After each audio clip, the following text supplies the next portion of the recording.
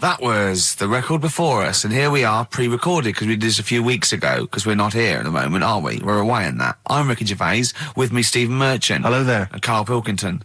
Well, he's not actually with us. No. He'll be in some of the best-of clips that will be coming up shortly. Yeah, this is just us, isn't it? This is just us.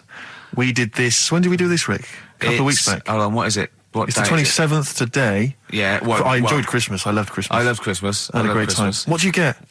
Loads of presents. So did I. I'm glad they made it to number one. I'm really glad. Stroke, he, she. Yeah, I'm really glad that the pop idols, Cliff Richard, Westlife, made it to number one. Bo Selector. Yeah, just delete that. Yeah. Okay, well, we're going to play some of the best of, some of the greatest moments of the last 3 weeks. Yeah. Ever heard on XFM 104.9. What about this? Do you remember this one? Oh, which one is it? All right, so here's the first bit. Right, there was this. This is what it's like about getting presents and stuff, right? With my mum and dad. Go on. My mate Colin, right? No, Colin Bailey. Oh, right? yeah. He had a little Sinclair Spectrum, right? Yeah. Computer, yeah. which was like the thing to have at that time, right? Yeah. Used to always go round to his house.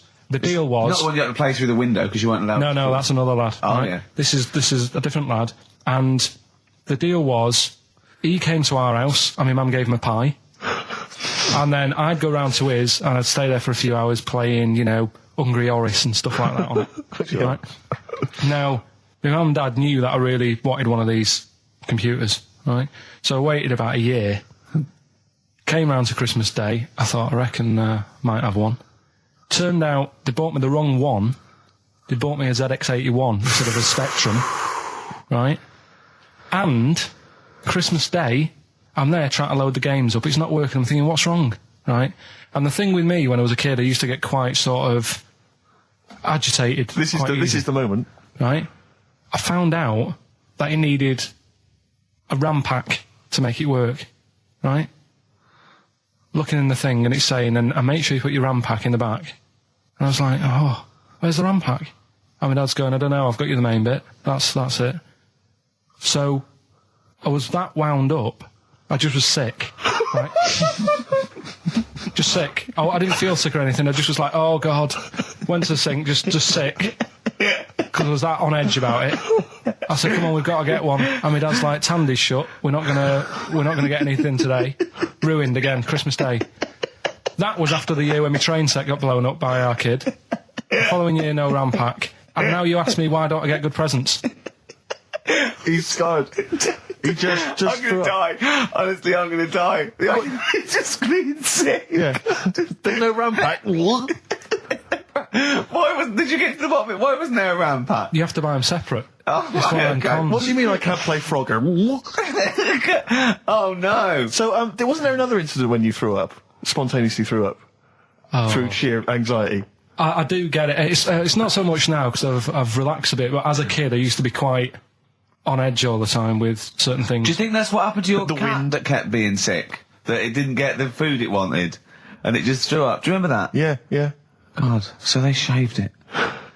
No, like, again, I spoke to you in the week, and I had much better things, like when I tell you about Brian Blessed climbing Everest, and for some reason it made him, it played havoc with his belly, and he followed through and he had to clean up. Shut himself? Yeah, using ice and snow. Why are you telling me that Brian Blessed... in what way is telling me that Brian Blessed shit himself once in any way educational?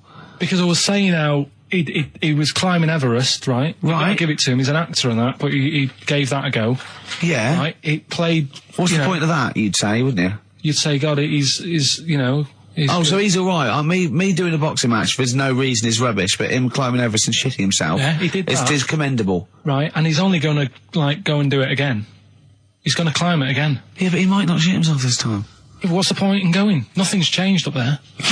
Yeah, good point. Yeah, It should be. Well, it has. They've probably cleared it up by now. Like, but it's slip on it. I can't even be bothered. Read about Brian Blessed. Is it actually true, or have you libelled someone else? It was an interview with him in it. And what did he say? Oh, Come on, what did he say? He said I climbed Everest and I played havoc with me belly. Let's talk about it next week. We've really run out now. Oh, you're a fool. 3 holidays Carl's had this year. last year. Yeah. I'd love to have 3 holidays. You've got to start putting the work in I there. had 2 holidays No, then. you had 3 holidays. You went away with Suzanne and her parents. Yeah, well, that doesn't count. It does count. If you book 2 weeks off the firm and you go away and you go, how was your holiday? Go, well, it didn't really count. It wasn't a really good holiday. Can I have them days back, please? My New Year's resolution is to be nicer to you. But Well talk done, sense. you've already broken that. No, but talk sense. Talk sense. You've had 3 holidays this year. And I'm just saying, you're in your 30s now, and 30s is when you should be really putting the work in. That's true enough. To reap the benefits in your 40s, 50s, 60s, 70s, 80s, 90s, and 100. Carl, what's your New Year resolution? What about think before you speak? It's worth. I mean, See, I'm consider it. allowed to laugh. I'm allowed to laugh at things other people say, Carl. That one, that is a good suggestion. How was your holiday, Carl? It was all right. Right, brilliant. But that I don't see on the ratio of good to bad in Carl's mind. That might be amazing because we never It might hear be him amazing, singing the mightn't praises it? of anything. I'll tell you what. Can we have a cracking little tune and then come back and hear about Carl's holiday? I'd love to do that, Let's really. keep it tight. Love to Tear Us Apart by Joy Division. Now I can't put my finger on it, but that doesn't sound like the original, and it's No. off a compilation. It sounded a bit fast. I think the vocal was slightly different. If anyone can, put me out of misery, I think it might be in a session of the time or something. Carl, is it a New Year resolution for you? Another one. Maybe when we ask you to get a song, get the original single version. I could be and wrong, not some but- obscure but- session. Yeah, it does seem different, doesn't it? Very odd. Yeah. Yeah. Maybe we just remember it wrongly. But anyway, that's XFM for you. 104.9, I'm Ricky Gervais with me, Steve Merchant. Karl Pilkington. Carl, you went to Lanzarote. Yeah. People said don't go to Lanzarote. They told you it was Lanzarote. They told you, were they right or You wrong? were right, yeah. Really? Yeah, it's a bit ropey, yeah. Is it why? Just out there. If it wasn't for the volcano they had, it'd been knackered. That's their big draw, is it? That's it, basically. That's all they've got going for them. When you landed, was it really hot? Were you quite excited? You were thinking this is It was okay? warm. It's we can't complain about the weather. The weather was all right. Sure. You know what I mean? That's what I went for. But it'd be nice if there just was something else. Yeah. What did you do all day then? Did you read your ritual book? No, I didn't read that. I read that book. Do you know the book that I bought and all the chapters were messed up? Oh, yeah. I bought a better version of that All right. and I read that. Excellent. And then, Did it make more sense in order? yeah, a lot easier Brilliant. to follow. Yeah. And then we went and had a look at the volcanoes and that. They've got 36 of them to look at. How many did you look at before you realised that pretty much, you've seen one volcano, you've seen them all? Probably about 6 or 7. Really? And then when you got to the 8th, you thought, now I know what this is going to be, Suzanne. This is going to be like a mountain with a hole in the top. Yeah. Really? But it happened years ago as well. It's like, just keep a couple, fill the rest in, tidy it up. Fill the rest in! Yeah, no, Well, yeah. getting some builders. No, seriously though. Okay, They're a 4 death million trap. tons of concrete, please. They're an absolute death trap. Yeah, what? Yeah. What do you mean fill them in? Do you know what a volcano is? It's just a hole, isn't it? That's happened Well, it's more than the happened back hole. It's in- more a portal to the magma in the centre of the earth. back in 1730. It happened, and they still haven't sorted it out. Well, when you say it happened, volcanoes were made a lot longer ago no. than 1730. No, but the one that did Lanzarote in, Right. sort it out. What would you suggest? Well, How tidy can they up. fill it in? It's joined. It's all joined. No, but what I'm And saying is, it the was big it was plates of the earth are all joined. It All was the a disaster, magma's wasn't it? joined. with the trade centre thing that happened. They cleaned it up, sorted it out. They've moved on. That's what I'm saying. Whereas Lanzarote have just gone, leave it. It happened back in 1730. You misunderstand me. How, in the name of God, can you fill in a volcano? You ignorant twit. No, but it's not just the holes. They've actually left the lava everywhere. That's what I mean. It's not just the big holes. There's lava everywhere. But it's molten rock. They can't just pick it up like they're like a carpet. Put it in the holes. The holes are there ready. Just push it all in. That's what I'm saying. Do you know what a fable is? I've got a rough idea. Okay, it's a thing that uses sort of metaphor, analogy, just to explain sort of morals. I mean, they're very old for a start, and it's all. I'll give you an example of one. A quick one. Oh, the one about the dog with 2 bones. He goes to a dog's got a bone. He sees a reflection in the lake, and he thinks, "Oh, that dog's got a nice bone. I'll have that." And as he goes to get that one in the reflection, he drops the one he's got, and that's one about, you know. I think you're happy with your lot. I was told one when I was younger. Go on. I think it was one. This young lad, he's got a dog, right, and he's about 8 years old, and this dog, he's had it since he was about 4, and it's a bit tired now, and he chucks sticks for it, and it doesn't go for it, and he's saying to his mum, "Oh, I want a new dog because this one's useless. It doesn't do what, you know, it doesn't have any fun with me." So they say, "Oh no, but you know, Rover's a good little dog. You should look after it." And he's like, "Oh, I don't like it. I want a new one." So they buy him a new puppy.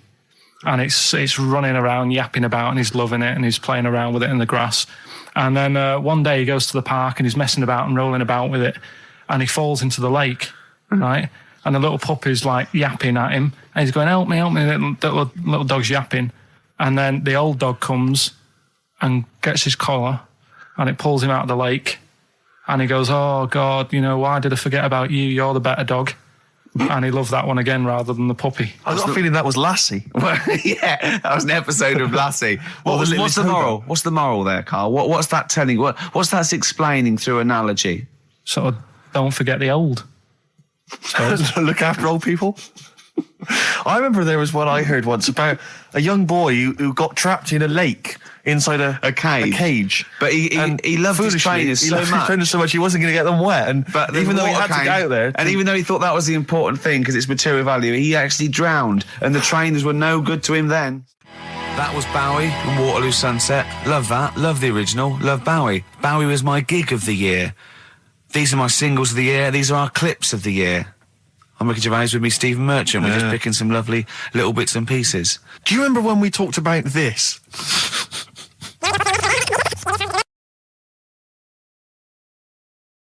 So we just had a text here that says, and I don't know what truth there is in this, as ever, but John says there is apparently a nude bike ride today in Hyde Park. Now, I can't believe that's the case, because I don't think it's allowed, is it? You can't ride around with your veg, can you? I don't know. Why would you want to?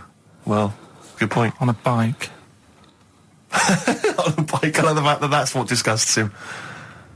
I want. Do you know what? If we did appeal for a nudist to call in, I'd want a very specific sort. I want a German nudist, a middle-aged man called Helmut. Okay. If there is any, or the closest one to it. So I want a middle-aged man from Germany. If your name is Helmut, you're in. But I'll accept Hans. Carl would be good, wouldn't it? All right. Yeah. I think I'm wondering if the age might. Maybe we could we broaden that Okay, just a German nudist bloke. Right. Can he at least be fat? Can I find a fat German fella? If your name's Helmut, we're going to give you a big prize. Yeah. But you know, any fat German fella who likes to get his sausage out. Sure. Okay. It's sauerkraut. Yeah. What's the phone number? 0871 222 1049. It'd be good just to get an email or a text with a contact on it, and then I can just call them up in the week. Sure. And 83936 is the text number. I don't know what our audience demographic pans out like, Rick, but I'm suspecting that's probably a fairly small fraction of our listenership. I know, but you know, there must be someone out there. If you know a fat German who likes to get his tackle out, phones are going. Straight away. Just answer it, Carl. Just answer it. Just pot luck. It could be anything. Well, just see what it is. To be fair, it could be a nutter. But just say hello. Just tell your turn. It's not straight away. He'll stay there, won't he? He'll stay there. Well, answer it. Answer it. Leave it. Answer it. Oh, you see this? It's gone. It's gone. There you go. He bottled it. So, just as well. Well, you took too long to answer it. There's a vicar in Australia who's started sort of doing his services and all that. In nude. Hot, isn't it, out there? Yeah, where'd you get the churches aren't. Churches are pretty cold. It was on some website. Of course it was. Yep. Just saying about a vicar and that who's there's a lot of nudists and that who want to get married. Do it, you know. Don't mess about with the wedding dress and that. Just snip up. Cheaper, isn't it? Well, I suppose it's so. I suppose if you believe in God, you believe that that's the way to be, innit? Because Adam and Eve and that. Yeah, but then in Adam and Eve, the shame made us dress up, didn't it? Yeah. Eating the apple and things. Yeah, but God didn't want that, did he? No, he wanted to see it all. He was loving it. He was having a whale of time getting a life full of all of that, and then the snake said, cover yourself up. Stitched him right up. What exactly is there then? Is it just a kind of moon-like kind of surround with just kind of dust and rock? That's exactly what you see. I was there when the Mars thing went wrong. Yeah. I would have just sent a camera crew there, filmed a bit of that, right, and say, here we are, this is it. Ignore the little coffee shop in the background. Right? This is Mars, because that's where it's like just loads of dust, holes everywhere. Tidy it up. Little round-headed aliens complaining, whinging, just like Mars. Yeah. So, is there what's the best bit about the holiday? Come on, pretend you're Judith Chalmers. I have been doing. I would have done all. I would have said that. Don't bother. Right. I mean, the hotel was good. Yeah. That was all right. What was that like? It's all right. Just clean. That's all you want, isn't it? See, that's not quite what Judith Chalmers does. She doesn't go, what's the hotel like? All right, yeah, clean, isn't it? All right. What was it like? What was it? 3-star, 4-star? Did it have a swimming pool? What was the room like? I had a swimming pool and that. Yeah. Yeah, it's good. I think it was one of the better ones on the island. Okay. Nightlife? Wasn't really. And there was a bar. There was some bands playing. Yeah. Not very good. Food got a bit boring. Yeah. It was always the same food every night, but they sort of themed it and made out as if it was different. So, like, on Mexican night, it'd be chicken with a nacho on it. Right. And Chinese night, sort of chicken with a little prawn cracker on it and stuff. Sure. But that got a bit boring. That's me just turning on my phone, because I want to read to you a text that I got from Karl. I think you sort of sum up the holiday in this text, don't you? Do you remember it? I can't remember. Let's have a look. Let's have a little look. Instantly, what did Suzanne, your girlfriend, make of it? Similar view to you, that they should fill in the holes? Yeah, it's just that thing. You see, I went on a coach trip, right? And you go and see the volcanoes. Like I say, there's 36 of them. Yeah. Which, how many do you need? And when we're on the coach going round all these volcanoes, the fella on the front's going and look out your left window at the moment, and there's a volcano. And if you quickly look out at the right-hand side there, there's another one. Right. And on the left, there's just like, all right, we've seen it. Sure. Do you know what I mean? Yeah. And that trip, we'll talk about that trip in a bit. Right, this is the text I got from Karl, right? All right. Been up to a volcano. Been in some dead artist's house who built his house in the lava. They said they would show me science with volcanoes, but all they did was chuck some water in a hole and it shot up in the air. No dwarves in the canteen, no scousers here, but there is a Swede woman with a big head. She looks effing gormless with a cap on. All right? So a little reference there to... A Swede woman? What's that mean? Do you mean Swedish? Yeah. Or she looked like a vegetable? No, a Swedish woman. But they've all got sort of quite big bill, aren't they? And I sent him a text. Oh, well, it's just good to be on holiday because, I'm working. He sent back, so am I. Just been watching Sky News. There is a school for monkeys who want to get a band together. Is that monkey news for later?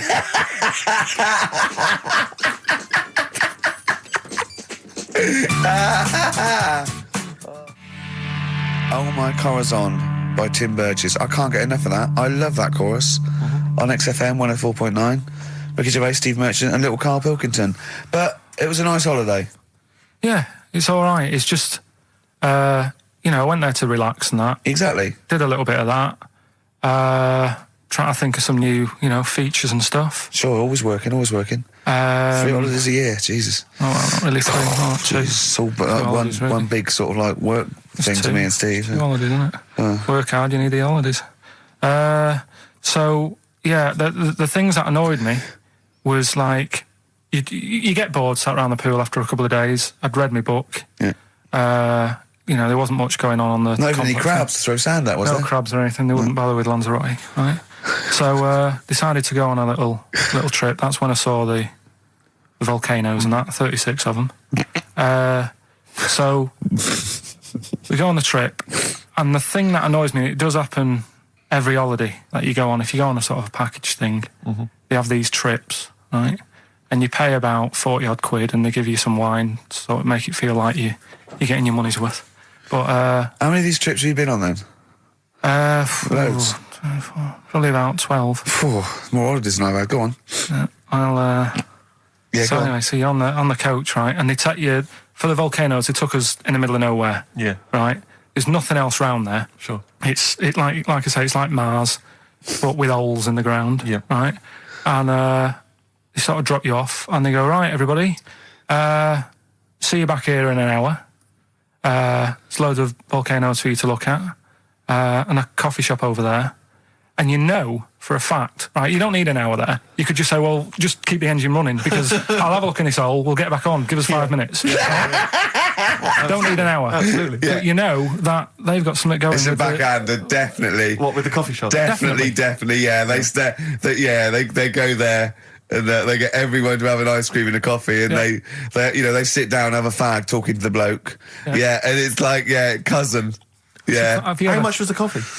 Was it Probably overpriced? about €3 each euro, so I think it was $3.50, Sure. Yeah. which is I don't know what that's about £2.50. Yeah, they stitched you up. Go on. Talking about this the other day. What was it now? Listen, the fella. Play a No, listen. record. Do you want, let's just, all right. All right, no, I'll come on, play it. all right, he's got it now. Go on. This fella goes to the doctors, Yeah. right? Oh, right. Okay. Right. If this is in any way apocryphal, stupid, illogical, impossible, right, you are never, ever speaking again on radio. So make sure this is at least possible. I'll tell you what, I'll even give you improbable but possible. So if anything that breaks the laws of the universe or logic, okay, that's all you have to avoid. On you go. Right. So this fella, right, he goes to the doctors because he's got earache. Right. Okay. If a chimp's living in his brain, that he go on. So he's got earache. He's sat in the waiting room, and it's all his ears all bunged up, and it's hurting a lot and what have you. So the doctor comes out, and he goes, right, and because his ears all bunged up, he doesn't hear it that well, right. So he thinks it must have been me, right. So he wanders in. Keep going. Anyway, I'm going to hate this. I can just feel it in my bones. Steve, I'm going to let you take over. Okay, Let's go on. let's hear it. Come so on. the doctor says, sit yourself down there, right? So he sits himself down. He goes, right, take your pants off, right? So he's thinking that's a bit odd. Anyway, he He heard that though. he apparently he took his tackle off. The doctor did some operation. What, there in the waiting room? No, in his office. In his office, yeah. What? Wait. So he removed what? His genitals. Yeah, In his office. Why, Carl? Why, Carl? because he hadn't called him in. Oh, he'd calling the bloke who wanted his testicles taken off, and he didn't hear it. What? So the doctor went out and said, Mr. Jones, who's here to whip off your cock and balls just here and now, right? Bloke comes in, didn't it? It must have been me. So the bloke who wanted his balls taken off didn't say, I think he said me. So he didn't interrupt then. So the bloke goes in, he starts taking his testicles off, and he doesn't say, I'm here for me ears. What are you doing with that? That is a blinding record. And before that, Rick, what do you make of those adverts? They were great, weren't they? I like them, yeah. I'm going to buy all them products on the way home. And that's endorsed by Ricky Gervais. He's won awards. Yeah. Rick, do you remember this? This was a hilarious No. moment. No, you'll remember this when you hear it. It was when Karl said something that was basic. Well, I think for a lot of people it sounded like a lot of old bollocks. Carl's found love on the street before, haven't you? How's it going with your bird, Karl? Are you married? No. How long have you been out with her? Going out with her? 7 years. Because, I mean, you're quite a simple man. Yeah. You're sort of a simple In a nice way. I mean, you're like Helen from Big Brother. Yeah, You're sort of nice enough, but... But I look normal. Well, yeah, you sort of do. But you could be one of those that just suddenly go mental with a pen. Yeah, Do you know just what I mean? stab people through the eyes. Yeah, you sort of look normal. But if I wouldn't really want to wind you up to a point of frenzy. How did you meet your girlfriend? Through work. What, through her work? What, you phoned up and said... We worked at the same place. Oh, you're right. You're quite an enigma, aren't you? Could you give us more on that? At work. You met her at work. What, she came in selling sandwiches? She was going through the bins outside. What do you mean you met her Why at are you work? having an attack on me? You're the not one having an who's attack sad and lonely. Oh, he's done you again. He's done you Yeah, but what I thought was interesting was I just scratched at him and he just went mental. Yeah, no, It's like a but- bear caught in a trap. It's funny, isn't it? You'll never learn. No, I was just interested to find out what the story was, because it might be a really romantic story. Well, it's not. All right, jeez. I love the fact he doesn't want to talk about his love affair. I was thinking about you in the week, and Does it worry you? I mean, you sort of joke about it now, and we're talking about it in the office, you know, like, oh, is Steve really touchy about the way he looks? And, Oh, what's this? Where's that come from? He's done it again. He's done you again. I was walking home the other night, and I was thinking about it. And do you worry that when you're old, you will be on your own? You did start it though, didn't you? Well, Carl, I'm glad you brought this up. because I mean, for me, you know, a lightweight, frothy entertainment show on XFM on a Saturday afternoon is exactly the place where I want to discuss the desperate, lonely future that's inevitably coming my way. Oh, God. I'll tell you what will cheer you up and forget all that. A bit of Embrace. Oh, one of the most hated bands. I'm a little bit concerned about your toilet discussion. What exactly is your point again? I was just a bit bemused. You see, it's a tricky one. All I'm saying is, right, there I was at the pub quiz. I go to the toilet, not thinking about anything.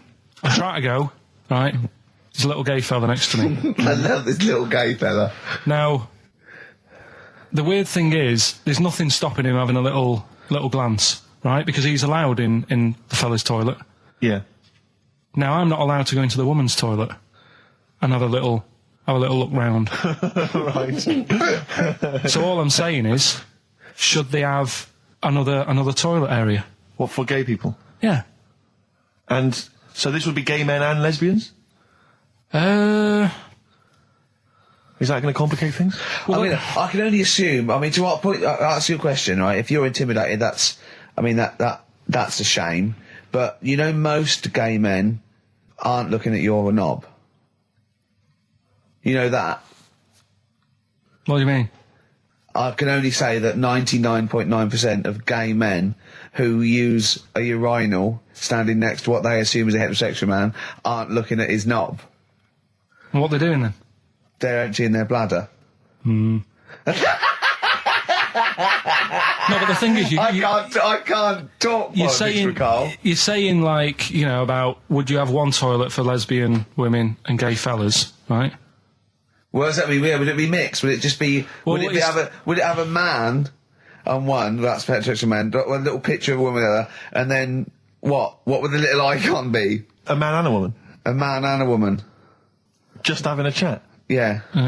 In pink and dot lines. But you couldn't mix them, because then what would happen is you'd get people who are going, oh, I'll play up to this a bit. What, pretend to be gay? And yeah, you know, sort of grow a moustache and shave their head. And pretend to be a lesbian. Right. Yeah. So, well, I see. So, you know, people pretending to be gay so they could go in and have a look at the lesbians. Yeah. Right. So that would mean that we need 4 cubicles now, wouldn't we? Yeah, no, this is fine. 4 cubicles. So every pub How now... many toilets do we need at Every the pub's moment? now got 4 toilets. Oh, Carl, bisexuals. Yeah. Now, interesting. Bisexuals. How many toilets do we need now? Call the council. Do you use any? Huh? No. No, because they're interested in everything, aren't they? Because the little bisexual fellow will be looking at your knob. Right, with them, what you do, you just have a door, you open it, and there's one urinal there, so you can't get a queue.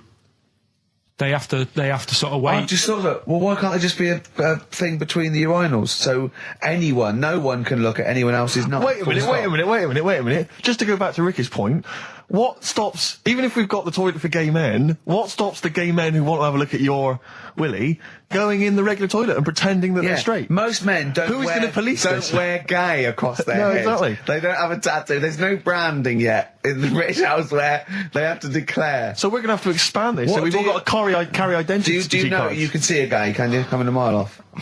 No? No, I'll just hold it in next time. No. Can you tell gay men? Do you know a gay man? I'd say probably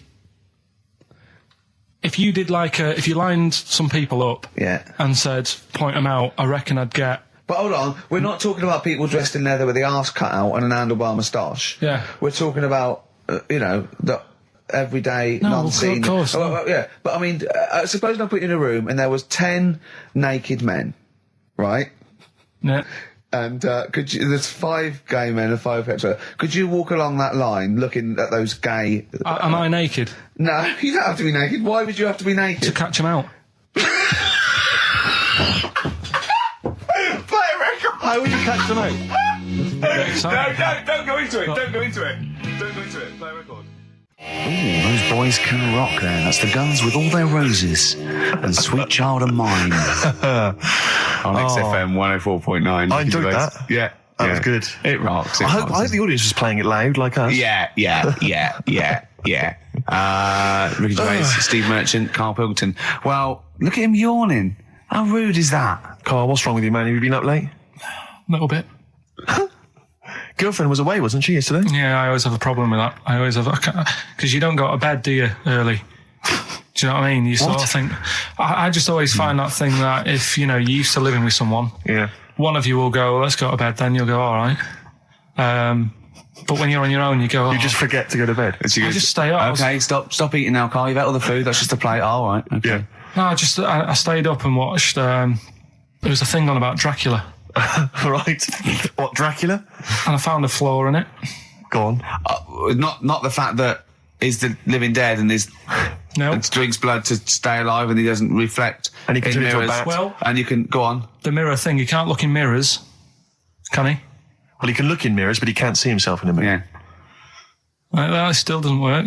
Go on. Go on. It doesn't work at all, Carl. It doesn't work. Go anyway. on. Well, Centre parting's always really neat. His centre parting's always... how does he do it if he can't look in the mirror? Blood on the floor or something it was called. Rubbish. I love the flaw in the Dracula film is that his centre parting's too neat. How did he do it without a mirror?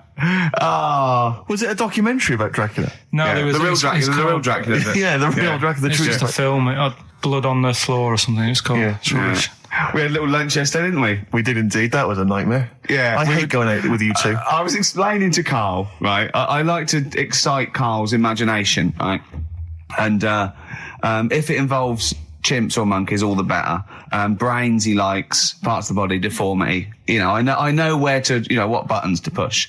And I told him about this thing. I don't know if any of you out there know about this, but there's an experiment they did in the 50s, a clinical psychology experiment where there's your two hemispheres of the brain, okay? They're joined by a thing called the corpus callosum, right? Which is just a little flap of skin, like a little scarlet lead that joins your two hemispheres. And what they did, they cut that in half, and they thought it was a cure for schizophrenia, but what it turned out to be, or epilepsy, I think, I can't remember, was that your two sides of your brains didn't function together. You couldn't get information. I was telling Carl all this thing, and one of the things I told him was that they did it on a monkey, and it fought itself over a nut.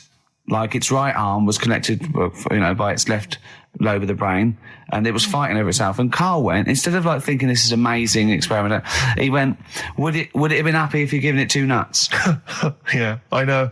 Well, you started off by explaining it, and I remember you mentioned, because I was watching the two of you as you were describing it to me, you said, of course, one side of the brain deals with symbolism, and as you said the word symbolism, I noticed Carl drift away from looking at you, pick up his mobile phone, and start pressing buttons randomly. And I thought it was the word symbolism that got him. And I noticed it took you just a moment longer. And I think the first thing you said was, when did I lose you? Yeah, I knew I'd lost him. It's extraordinary. And he doesn't even try I to think I said disguise it. nomenclature at one point as well. Right, yeah. And I knew I was dicey with death there. Yeah. But Yeah. but I told you tried to look it up, didn't you, on the web? You didn't find anything about Yeah, it, did the you? spelling of it's what is it again? What's the word?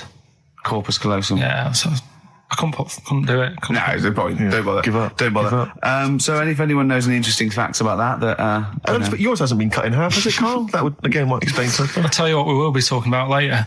I don't know if you're sort of aware of them, Steve. Go on. Bonobos. Oh, I don't know much about bonobos, I told no. him about he was looking for stuff. I said put in bonobo. He was having no luck with chimp, and they're a form of chimpanzee, but they're even closer to us, evolutionarily speaking. They've got their social groups are more like ours. They're more intelligent, and he was loving it, weren't you? So Just the look of 'em. is it human bonobo Carl? Is that how it works on the evolutionary No, ladder? chimp, Carl. Yeah.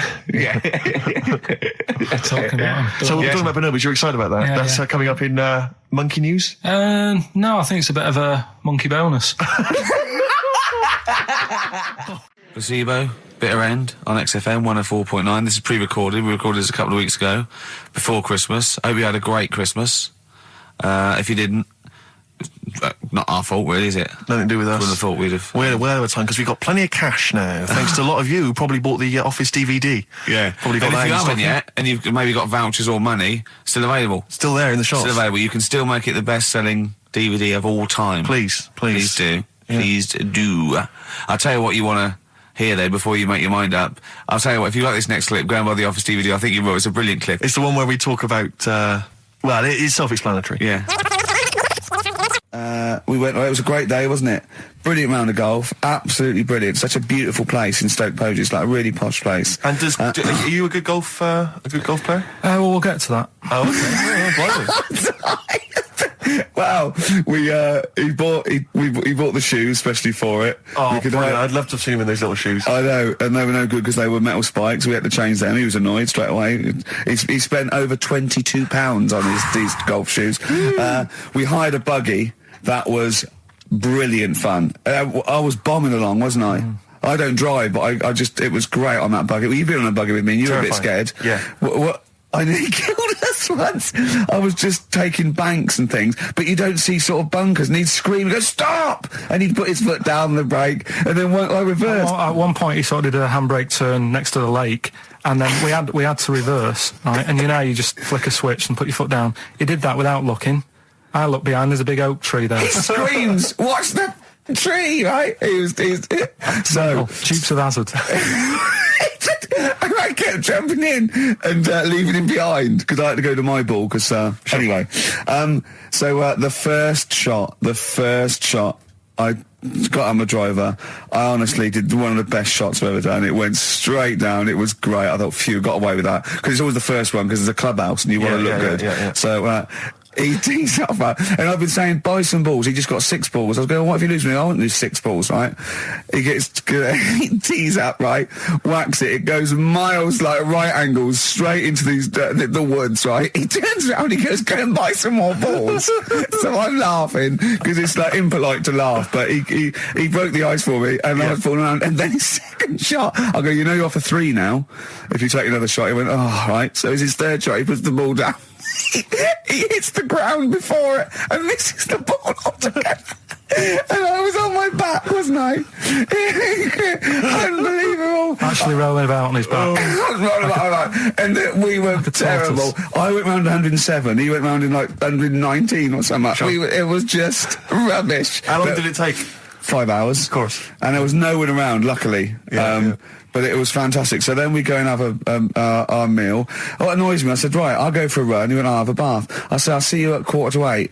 At 7:55, I have to call him. He's not ready, so he's let me down there. I can't stand lateness or laziness. You hate lateness. Yeah, and he's let me down. Do you know his excuse? He fell asleep in the bath because there was no light bulb. There's no light bulb in the bathroom. So instantly he fell asleep, and he was late. No, do you know what I mean, though, Steve? If you're sort of, like, nice and warm and what have you. I was tired anyway. I've been stressed out for 4.5 hours, right? My life flashed in front of me a few times in that buggy. So it's all sort of wears you down a bit. I thought, right, I've got a headache. You're going for your run. I'm going to have a bath. I walk in, put the light on. For some reason, it didn't come on, but I thought, it's all right. I'll just... doesn't matter. You can have a bath in the It's summer, so it's light anyway. Well, there's no windows in the bathroom, so... So you were in the darkness? So I'm in the darkness. I nod off because I'm shattered. He calls up, hassling me. So I said, well, it doesn't normally take that long for me because, I haven't got, like, long hair. I've got a dryer and so I can sort of one wipe. Yeah. He's already 10 minutes late, though, when I called. Well, 10 minutes. 10 minutes. Lateness is lateness. Next. Doesn't matter. Dinner wasn't until 20:15, so we had, like, another 20 minutes anyway, so it doesn't really matter. Yeah, but we said 1:45. So he's calling up, hurry up. So I said, yeah, all right. So I get out and dry and like my tackle and what have you. Calls back again 30 seconds later. No, I don't, I don't like that. Do that no. Give it a wipe. 30 seconds later, come on. So I end up going downstairs to the meal area. Naked. With a wet shirt on and wet socks. I've got headache as it is. Meant to be a relaxing weekend. But anyway, so we have our meal, which is really nice. And then we're sitting in the bar. I'm having a cigar by the fire. Yeah. Like, we're having a rather nice Pinot Grigio. Yeah. He's there going, I've got a headache. Is this 1955 that you live in? I know. Yeah. So, right, we are knackered because, he's not used to work. I've seen him moaning, falling asleep. He's not used to it at all. And you've been on your feet for over half an hour. Yeah, right. So, we didn't even walk around the golf course. We had a buggy. Yeah. Wasn't even exercise. And now it's Karl's bit. It's the re-education of Karl. He's like Liza Doolittle. And now he's coming to, or Lawnmower Man, if you've seen that film. More like Lawnmower Man, if you've seen the film. You know what I mean. And his homework was to just study quotes, really, on happiness and stuff and general well-being. He's not a big happiness quote fan, are you, Karl? Not really. So what have you done? You've come up with something, haven't you? Right, yeah, I told you, right? Because a lot of these are just things you say every day. They're nothing special. So what I'm doing... Well, you say them every day. Well, the sort of things you come out with and you don't even think about it, do you know what I mean? Yeah. They're on the TV all the time. People on the radio are saying these sort of little quotes. Sure. And what I've done is, remember that programme on Channel 4, Faking It? Yeah. Where they got some, like, posh kid to be on a door and all that. What I've done, I've... Imagine if that was the pitch for the show. Dear Channel 4, you're just going to get a posh kid on a door or something? Yeah, Yours come sincerely, in, Karl. come in. Yeah. TV producer. Yeah, go on. So, what I've done, this little book of quotes, happiness quotes, I've picked two that are real. Okay. And I've made one up. Right? And we've got a guess. And you've got to guess. Okay, then, go on. Well, I'll tell you what, Rick, why don't we, when we've heard them, we won't confer. No. You'll write down yours, A, B, or C, and I'll write down mine, and we'll see how it Okay, works. Karl, off you go. Right, and just because I'm looking at this book, it doesn't mean I'm actually reading. No, I know. Don't worry, we're clever. No, we know. We can't see. Like, call my bluff. Yeah, go on then. Nothing is worth more than this day. Okay. Yeah. Yeah? All right. Yeah. The way I see it...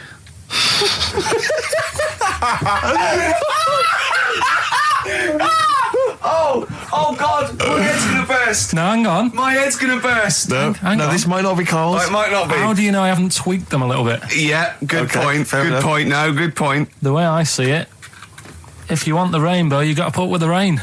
Yeah. Okay. All right? All right, yeah. Okay, hang on. Yeah. Come on. Cat food, Cat food, come on. it stinks a bit. But if you don't put up with the smell, the little kitten will die. Steve! I don't know what to say! I don't know what to say. Imagine this is faking it. Imagine their faces when he says that. And they're going, oh my God. Oh. Karl, play a song, mate. We'll have to confer on this one. Right, Blair. Well, that's just amazing, Karl. Just read them again. Two were real, one was fake. Go on in. Right. First one.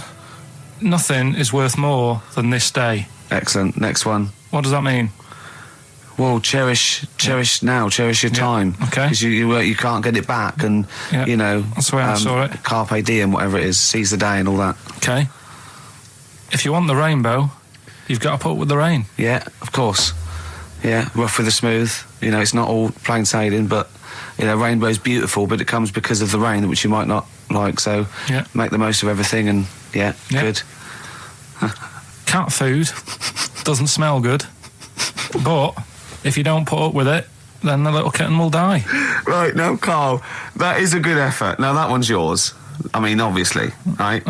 Right, no, but it's a good effort, right? I mean, it slipped seamlessly into the others. Yeah. Don't think it didn't. No, but it's good. I mean, we knew it was that one. But what I will say is, it's good, but what you don't know, maybe subconsciously, is, I mean, it's very similar to the putting up with the rain and the rainbow. But that's good. Why do you think that? Well... What does mine mean? Well, even though it smells bad, it's good for something. Right, so I didn't look at it like that. What did you look at? I kind of thought... Was yours more specifically about cat food, generally? Because normally it's an analogy. Yeah, or a metaphor for something, much bigger. Well, no, the way I mean, looked at it- Dolly Parton, who I think did the rainbow rain thing, she wasn't specifically concerned about weather conditions. No. It was a sort of general idea. It's all about life. Yeah. Well, that's what I've done. Go on. I've used an everyday thing. Yeah. And put it with today's problems, right? Go on. So, my girlfriend, she might like to go shopping for clothes. I hate it. Right. But because I love her, I put up with it. Ah, that's nice. Yeah? Yeah. So you love that little kitten. You can't stand the smell of the stuff you got to feed it. But because you love it, you go, well, you know, I'll put up with this just for a few minutes and then I can, like, squeeze its head later and give it a little... Sorry! Squeeze its little head. Yeah. Yeah, well, that's just the thing that I do with cats. Put it in a bag and drone it in a lake. I can feed it and then I can throw it against the wall. Exactly. So you didn't see it like that, did you? No, that's very good. So it's about love, is it? It's about putting up with the bad things for something you love. Yeah. Well, that's nice. But Carl, you seem now to be convinced and rather smug that you've tricked us and that you've fooled us and that we didn't understand it. Well, I say that's your fault, not ours. No, it's not, though. I mean, look, that man in Forrest Gump, he was a bit of a nutter. And he came up with the life as a box of chocolates thing. Yeah. Now, if that was in this book, you say, oh, yeah, brilliant, you know, good bit of work. But if he was sat here doing the show with you, you'd be taking the mickey out of him. Sometimes I feel he is. No, but Carl, I could. In fact, if people are out there, we're too lazy. Could you write down everything Carl's ever said? Because I think we could publish that. Yeah. He said one today. He saw my salamander. It's not a euphemism. He saw my salamander, and it's just sitting there in the tank. Your exotic pet. Yeah, and he's worried about there not being a lid on. And he said, I went, what are we worried about? He said, wow. He said it sits there for 24 hours a day, obviously planning to get out. Well, it's got nothing else on its mind, and it's, the daft thing is, he has actually got the lid ripped up a little bit. And he'll be looking up there, and it's going to get out. But what's the worst that could happen? What's it thinking? What do you think it's thinking, this salamander? It's got its eye on the DVD player. I can have Ian be down the market. Right. Okay. Right. The results of We ain't got a winner for the first time. Yes, we have. We've done this feature for. We've got loads of winners. No, we haven't. We've done this feature for 3 weeks. This is the first time I've managed to sort of. What? Well, let's go through them then. What have they got wrong? The first one. The first one. What was the first one? Well, hang on. Let's do them in reverse order first. So what's the last one? The last one. The clue was that bloke does sport on the telly and he's got a little kid. What's that? That's Destiny's Child. Des, who does ITV Sport, has got a tiny child, right? No, that's fine. They got that. Destiny's Child. What's the middle one? Well, the middle one. Right. Child. The second one was he doesn't like women. Yeah, he's got a couple of kids. That's a bit weird. Yeah. Right. That was PD. That was Puff Daddy. That is offensive. Go on. But it's not Puff Daddy. It's Puff Daddy. And he's not even called that anymore. He's called P Diddy. Well. Okay, fair enough. But they got that one. Yeah. And if I'm being tight, these lot are as well. Yeah. Yeah. Tight means something in Manchester. Go on. Right. And the first one that they're having problems with, I don't think them birds should be allowed in this area. Got it. Boyzone. It's not Boyzone. What's the clue again? I don't think them birds should be allowed in this area. That is perfect. A boy zone. No birds. No women. No women, yeah, birds, right? A boy zone. Sorry, Carl. If that isn't the answer, their clue is better than yours. That is brilliant. What was yours? Boy zone. It works perfectly. What's your answer then? Bangles. What? I have no idea what that means. Like seagulls. So you don't want them in this area, so you're banning them. Bangles.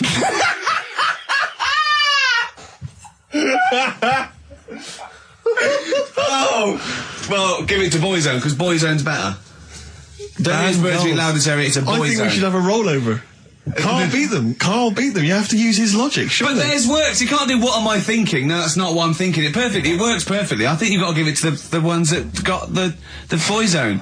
Well, how about, right, because they didn't actually get into my head and my way of thinking, heaven right? forbid. How about we just keep back the David Attenborough and they can have, I'll chuck in the Hellraiser, right?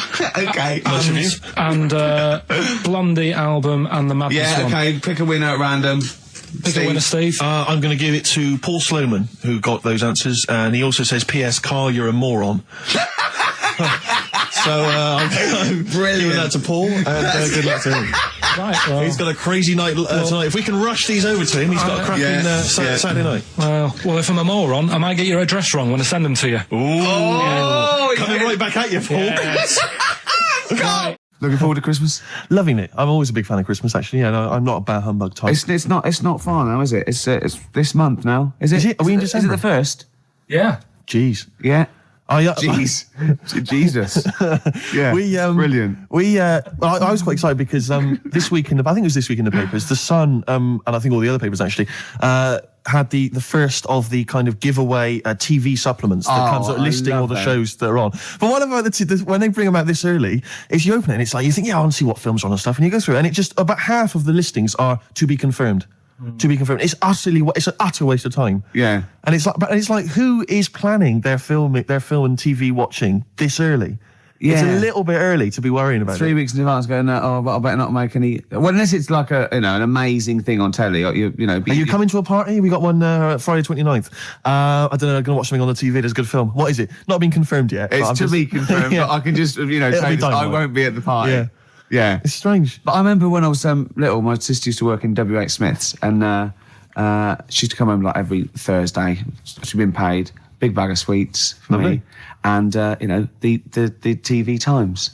The TV Times, of course, because you're working class. The TV Times. The radio Times for a classier, middle class gentleman like myself. But the bumper edition at Christmas, it's like 2 weeks of telly. She sit down, like that Thursday night, sit down with my sweets, and we tick off all the things we were going to watch over the next 2 weeks. Didn't happen, did it? Because I was squeaking around, hyperactive, making people play with my toys, stuff, and not watching telly, really. But if you watched any telly, it'd have been really rubbish stuff. The whole family was like, I imagine probably Dennis Norden's Laughter File, Volume 12, or whatever it is. I don't think even Dennis Norden was going there. Whereas you see, in our house, of course, we'd just switch off the TV and we'd perhaps just listen, to the concerto on Radio 3. Ooh, yeah, we weren't allowed to turn the telly off. The Christmas ads have come on, I noticed. They're on now. And I noticed, I was watching telly last night, and do you think that the advertising executive for Cadbury's Roses chocolates just comes in once a year and they go, what you got this year? And he goes, what about some workmen and some old ladies singing thank you very much, very much, just shot in the street somewhere? Yeah, that'd be fine. It worked last year. Yeah, brilliant. That's been going like since I can remember. I've never seen another advert for Cadbury's Roses except that. Exactly. Well, there's certain things that conjure up Christmas, like you got your turkey and all that, and you got your roses. Yeah. Woolworths. Yeah. Yeah. You got Woolworths. Yeah. Oh dear. Pizza. Pizza. Woolworths. Drink driving. Oh dear! God, sorry, I forgot what I went in for. What were we doing? We were doing something. Be careful. There's a lot of money involved here, Steve. No, you can't. Don't stitch me up. XFM's Claire Sturgis. Yeah. Yeah. She stayed off it for just a day. She's not. No. She's clean for a day. You're on methadone or what? You on? No, I'm clean now. You can actually clean. Yeah, well done. absolutely. Yeah. Well done. Well done. Congratulations. Yeah. Clean for Christmas. Oh, that's beautiful. You're still thieving though, aren't you? Still thieving. Can't lose the thieving. But at least the money now goes on like 40 Benson as opposed to a little £5 starter pack. It's lovely. Yeah. No, it's sweet. Right. Okay. It's nice to see a little miracle for Christmas, Rick. It's beautiful. It's lovely. Yeah. Yeah. I'm already in the Christmas mood. Are you in the Christmas mood? The thing is, what she's still got left over from it, and these are the scars and the reminders of your smackhead thieving days. Are those little homemade tattoos on her face? Exactly. That she did with a pin. Yeah, she looks like Seal. And some quink. Exactly. Yeah. Oh, but no, Merry Christmas to you, Claire. Yeah. Merry Christmas. Thank you, Merry Christmas. You're still living in the projects. Yeah. It is one of those little She's miracles. still keeping it real. She's It's like wonderful. little tiny Tim. I tell you what, she's a bit like Jesus Christ. In a way, yeah. In a That's way. blasphemous. Please play a record, Claire. Anyway, it's Christmas. Let's not disrespect each other. Let's be cheery. Yeah. Can I tell Sturgis what you got your family for Christmas last year? I just remembered when I was outside. Please. It was a joy because Gervais is a generous man. And he's a thoughtful man, and he's got a lot of brothers and sisters and a lot of nephews and nieces and stuff. Well, I've got about 20 people to get presents for. Exactly. So it's a tricky business. That's why I think you got him £200 worth of lottery scratch cards. I had about a minute. I was getting a lift down to Reading, and it was my mate Jimmy, and I went, hold on, I just got to get the presents, and I ran into the 7-Eleven opposite me and got the scratch cards. That's amazing. It's such a working class Jippo gift, isn't it? But did any of them work? Anyone win anything? Yeah. I mean, some people were down. That was a present. Hard luck. That's the risk you take when you accept this present. Some people were up £70. But so they had a great Christmas. Let's bear in mind that there's like some children who are like 7 or 8, scratching off scratch cards. They got to be 18 to claim them. And just the rest of your family sort of, I can imagine, just wrestling them off. You can't claim it anyway. It's not off. No, have I won? No. No, you haven't. No. I've got 3 dumbbells. It's 3 the same. You don't get anything for that. Not in this game. Unlucky. Are you going to do that again this year? Maybe, yeah. Christmas. We were talking about Christmas. Yeah. Gifts. What's wrong now? I didn't know what that meant. What? Were you having a go at me because I went on Jonathan Ross show? No. I thought you'd said something. You'd said my name by mistake. You'd said someone else's name when you were talking to me. Oh, right. But I didn't hear that. So when I heard you just go, Okay. Steve, I thought you were correcting a mistake you hadn't made. No. Exactly. No. Oh, okay. All right. You see? Blunder. What did you call me? Fatty. Good. Right. We're talking about Christmas, Yes. Well, it is because it's just the Christmas, fact that it's the right time of year to talk about it, to be honest. It's topical. So let's carry on. Go on, shoot.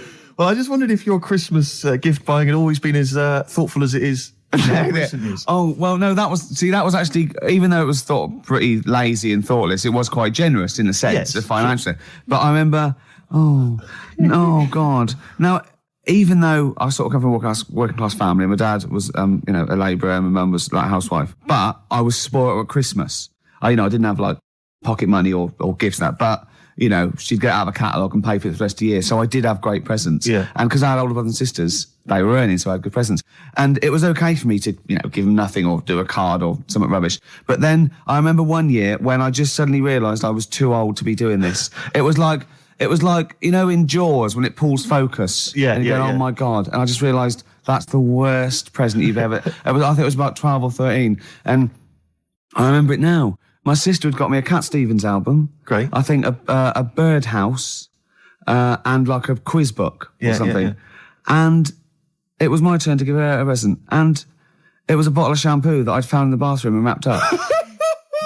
It's a big jumbo, one of those Tesco's, Had it not already been used? No, I don't think so. Mum had bought it, You just topped it up with water, wrapped it up. I just gave it to her and she went, oh, thanks. I thought, oh, outrageous. God, that's rubbish. That's really It's bad. rubbish, isn't it? That's really bad. I know, yeah. I remember one year, I really wanted a Scale Electric. So I was going, what Scale Electric? And my mum was going, no, you'll just get bored of it. I know what you're like. You'll get bored of it and we'll have spent all that money and you'll be bored. I was going, no, I won't. I love it. I'll play with it forever. And, and she was going, no, you won't. And I was going, I will. I love it. And so she bought me Scale Electrics and I unwrapped it. And I was using it. I was bored instantly. Yeah. But I didn't tell her. I pretended I loved it. And so, I'd always be playing it monotonously, hating it. I know. But I'm loving this, Mum. It's absolutely brilliant. You were wrong. You were so wrong. I'm loving it. I know.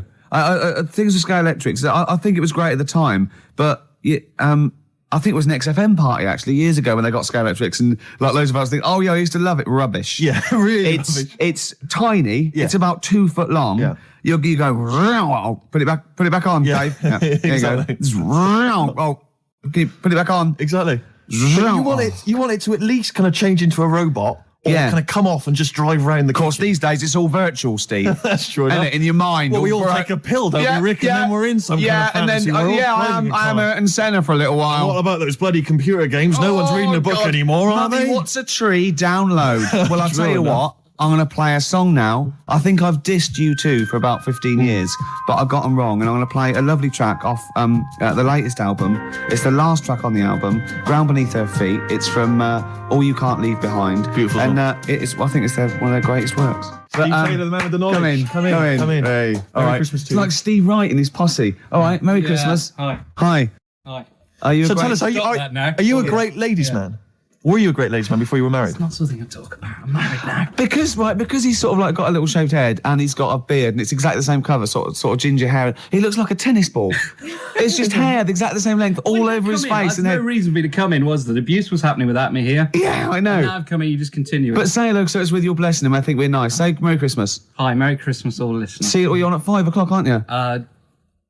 Yeah. Right, I'm going to make a note of that. When a I note of bought that, those 2 albums, I'm going to listen to Steve Taylor, the man with the knowledge, on at 5 o'clock on XFM. Isn't it incredible? Because he's been in since 11 o'clock this morning, just compiling information for every record he'll be playing. Yeah. The show's only 20 minutes long. But with him, it's because he's got to offload it. Yeah. He's got to talk about it all the time because it's only, he's got a huge brain. It's wom, it's going Throbbing, wom, yeah. all What are information. you playing next, Claire?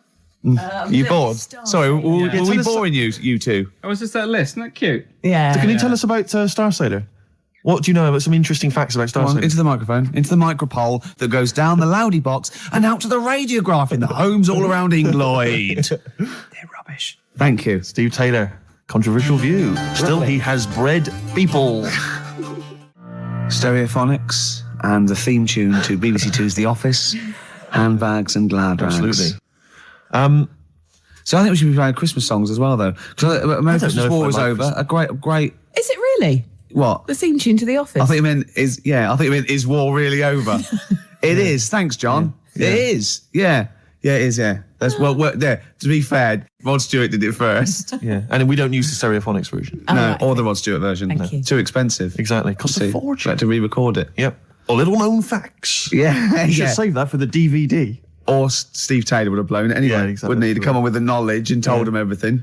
I was thinking Fairy actually, Town, New York. beautiful song. No, Can we find It'd be that? nice to try and dig it. I'm sure everyone's playing it at the moment. Yeah, On a loop. Let's But not I mean, we play it. should. It's good. No, it's Let's play Simply Having a Wonderful Christmas Time by Paul Can we McCartney. play Driving Home for Christmas, Chris Rea? Oh, it is. Hey, there's a lyric in that goes, I look at he's in the car driving on Christmas. And he looks over the other bloke in the other car. He goes, he's just the same as me. Yeah, I was thinking that. He's just the same as me. Driving Yeah. Home for Is Christmas. he saying he's copied him? He's like, oi, what are you wearing? That's the same as me, that is. What do you get your missus? The same, is it? Are you? Who are you? A stalker? I'm Chris Rea. Hello. Yeah. Going back to Newcastle. Exactly. Oh, they talk, innit? Is that where he's from? Yeah. Is it Middlesbrough or Newcastle or? Great. I'm loving this, Steve. Yeah, no, it's Nearly great. Christmas. I had a couple of chocolates there, didn't I? Oh, the yeah. purple ones in roses. Very much like the Quality Street one, the hazelnut and the toffee. Yeah. But get me in the mood. Now, I know if you're a fan like me, you love the roast dinner. Oh. We love the roast dinner. But the Uber roast dinner is the Christmas dinner. Oh, I'm looking forward to it. No, I'm thinking about it now. I can't believe how many different sort of meats you're going to have in your house. Well, we always have the turkey, obviously. Traditional. Plus, we always have a little bit of pork, a little bit of lamb. Oh, God. And don't forget the sausage, you know. Well, I love the fact that someone's designed the turkey Christmas dinner, and then they thought, wait a minute, I also want a little sausage, and let's wrap it in bacon. Why not? Let's have just some have it. stuff in it Can as we well. have some? Can we have all the meats that are available? Someone said, please? hold on. There's sausage meat in the stuffing. Now, well, sue me. Yeah, exactly. Sue me if I want a bit of extra sausage. You know what I mean? Oh. It's the work of art, and it takes It's genius. hours. Rick, can I ask you, what kind of Go on. veg you going with this year? Veg, well, I just love the roast potato. I mean, people have tried to sneak in the Brussels Because you sprout. don't eat vegetables or anything I try green, do not you? to eat. Parsnips. I love parsnips, but when they're crisp and crunchy, like a trendy crisp Yes. in a wine bar. I love it when yeah. Oh, I love that. We'll be having carrots. We'll be having leeks. We'll be having Brussels, obviously. Yeah. Brussels. Yeah. And my mum will always throw in a little bit of something crazy. Maybe there'll be a little bit of red cabbage, something wild, something exotic, or something Vim, continental. or a used condom. To be quite honest, I think she's mental. Your mother. She's But, got to stop that. But who knows? Any kind of treats. I'm and I love the fact about the Christmas dinner is that people are taking weeks, years planning it. I know. They take yeah. they months going to dig up defrost. Did it? Have you told? Could you talk about your grandparents? Well, my grandparents, of course. The thing about my grandparents, I have mentioned this before. Yeah. I don't. I Think love I this. think they've got about 3 teeth between them. It's unbelievable. My grandfather. They're all their own now. He was in the RAF in the war, right? And for some reason, he had problems with his teeth, and they pulled them all out and they really? replaced them with a false set of false teeth. But during the wartime, I don't know whether this was just like what it was like during the war or just the 40s, but he had a kind of wooden plate put in with like some kind of fake teeth attached. Oh, no. And he's never had that changed. So he's still got the wooden plate and about 3 teeth still hanging on it. Oh. It's just so he and my grandmother combined, they cannot eat anything that's kind of solid. So they will literally get up for Christmas dinner. They'll get up and they'll put the meat on like it's sort of 6 a.m, go back to bed for the day, get up and eat it about 9 o'clock at night. And the best compliment you can have if you've cooked dinner for my grandparents is, oh, this is lovely. You can suck it away. Yeah. Imagine that. Imagine Why having don't to they suck just it through a straw. liquidize it? Have a nice little They roast have done. smoothie. They have done in the past. Really, and a little apple crumble smoothie to If we follow. take them out to eat, like at a restaurant or something, we've got to phone ahead to make sure there's fish on the menu. Really? Because they can only have fish. But then the bones, you see, that's a problem for them. Well, you can take the bones out of fish, can't you, and sort of mash it up. Yeah, but the eyes are going Steve, as well. could I suggest the fish cake? It's already mashed. It's with the potato. It's in a crispy crumb, which doesn't hurt anyone, whether you got teeth or not. Rick, can I Go on. make a little... Yeah. I just want to make it... Because obviously not Yeah. everyone's as fortunate at Christmas, Rick, No, as us. we're What talking about about- the vegetarians? What are they eating? A nut cutlet. What the A hell is lovely nut little nut cutlet. Can't they have like tofu, but in the shape of a turkey? But I love the fact that so often, certainly your Linda McCartney veggie items, they always try to fool you into thinking it's the real thing. Some veggie sausages that they've injected with something so they'll taste like sausages. Yeah. We Eat sort of the like- real thing. I look, you don't really need it that arbitrary shape. If it's, you might as well just have it any shape. What angers me with the you could have any vegetarians, shape, Rick, couldn't you? what angers me with the vegetarians and the vegans, even worse, is that, look, we're breeding all these animals to be eaten. Yeah. They're going to get slaughtered anyway. Chow down. Come Yeah, on. yeah. Those chickens in those little kind of pens, 4 of them in a little square box. Yeah. I mean, they're sort of crapping eggs out every couple of minutes. Yeah, They're to be eaten. you're not a zoologist, are you? I am not officially. Yeah. No, but I know what I'm talking about. Rick. Yeah, you I've- do. I've seen brochures. Yeah. I've yeah. walked past a farm while on holiday. Excuse me, farmer, could your finest hens crap me some eggs for my tea? No worries. Chicken, crap a little egg for me. Oh, Brilliant. an old Christmas classic. Oh. No, spare a thought for the vegetarians and worse still the vegans. Yeah, and what about Travis? What do you think they'll be doing this Christmas? Having a whale of a time. I'll tell you what, Steve, it was an excuse to play the record. Genius. It was a link. It's the Christmas edition of the Ricky Gervais Show with Steve Merchant. Hi. I'm loving it. Yeah, it's good. I'm in the Christmas spirit, actually, I have to Yeah, say. yeah, I do definitely. enjoy it. I do enjoy it. Will you be looking forward to, I know everyone talks about it, Rick, but Christmas telly? I love Christmas telly.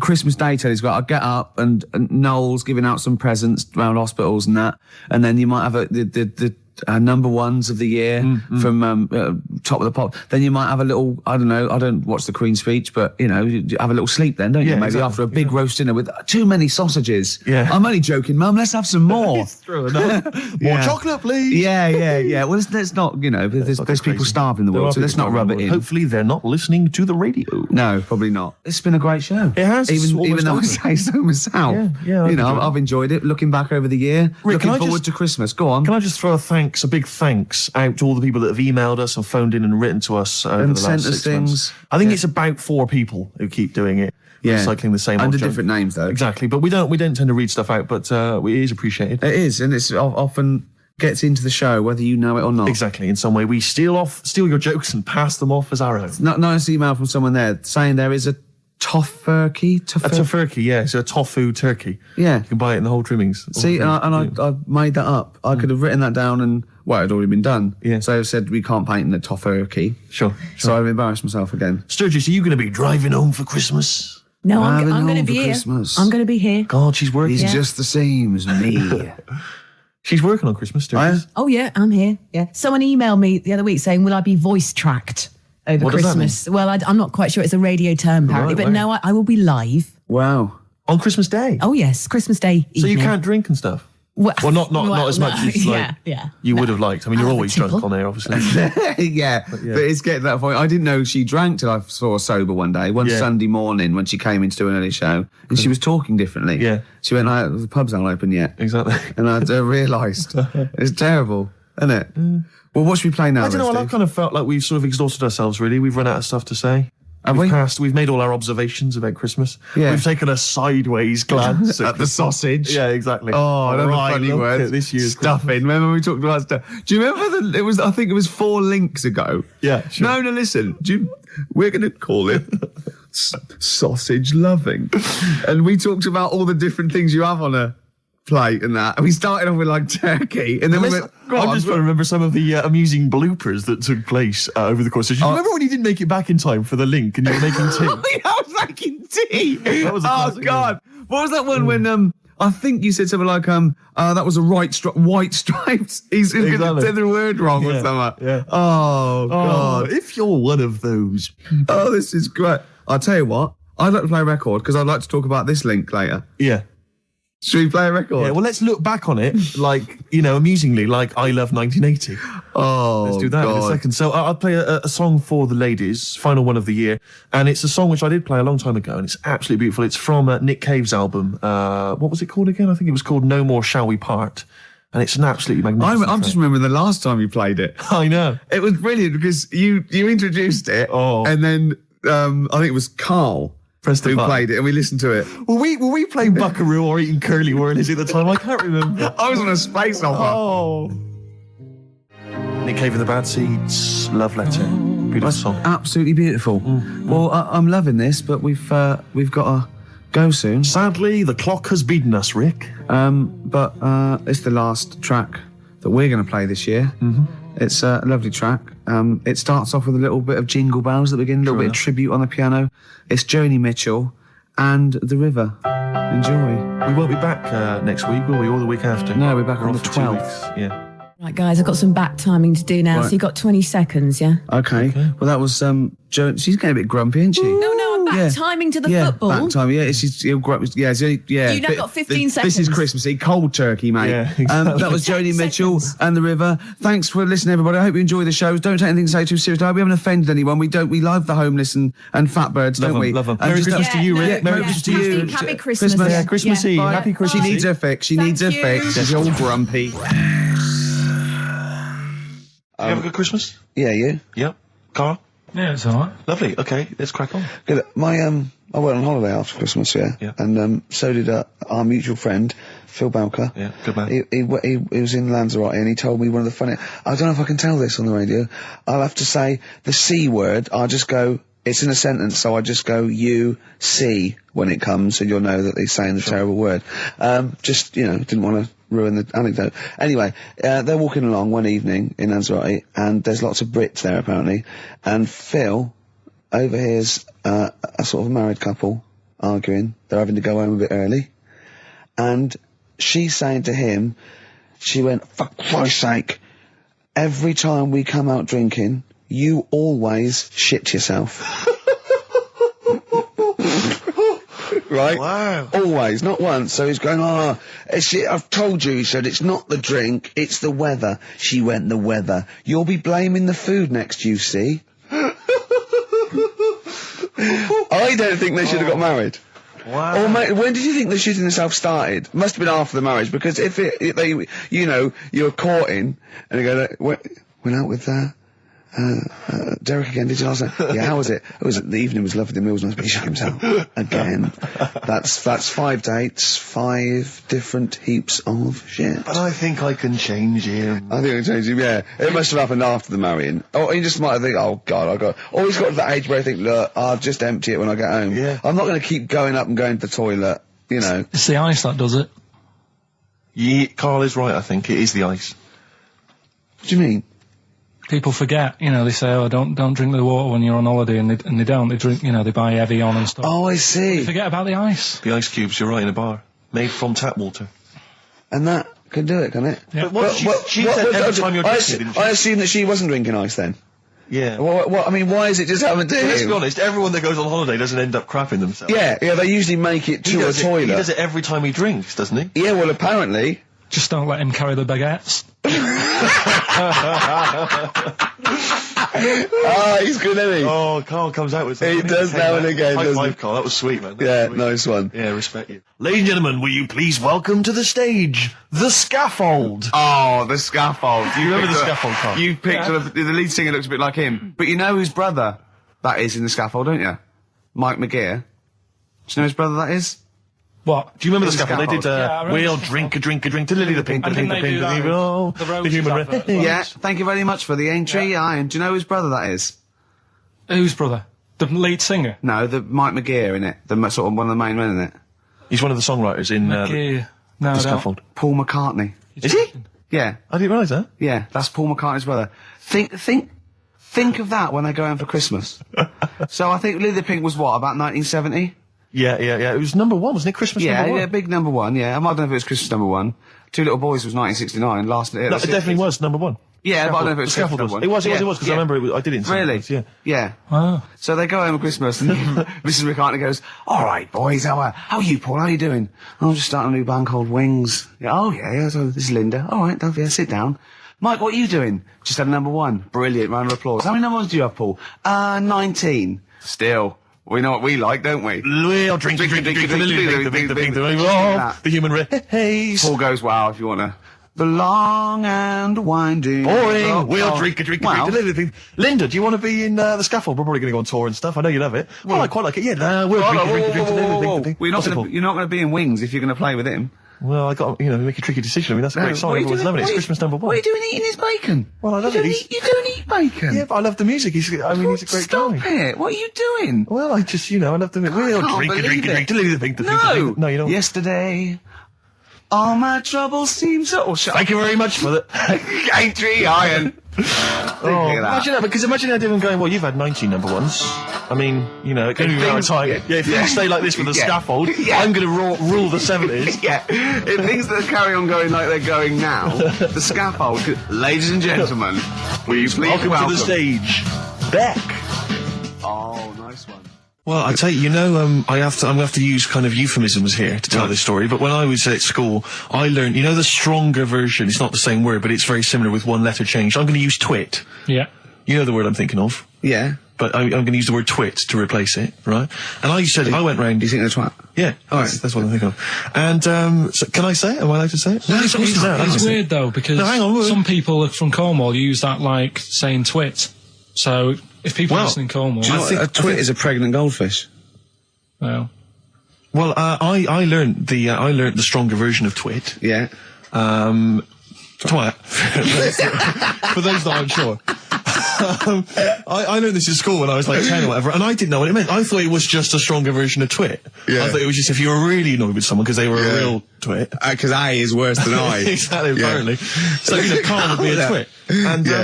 And so I started using this at home because I didn't realise what it meant. I started using this at home. Oh, you twit, you're a twit. And saying it to my dad, you're a twit, but not saying twit. Yeah. And my dad didn't know what it meant either.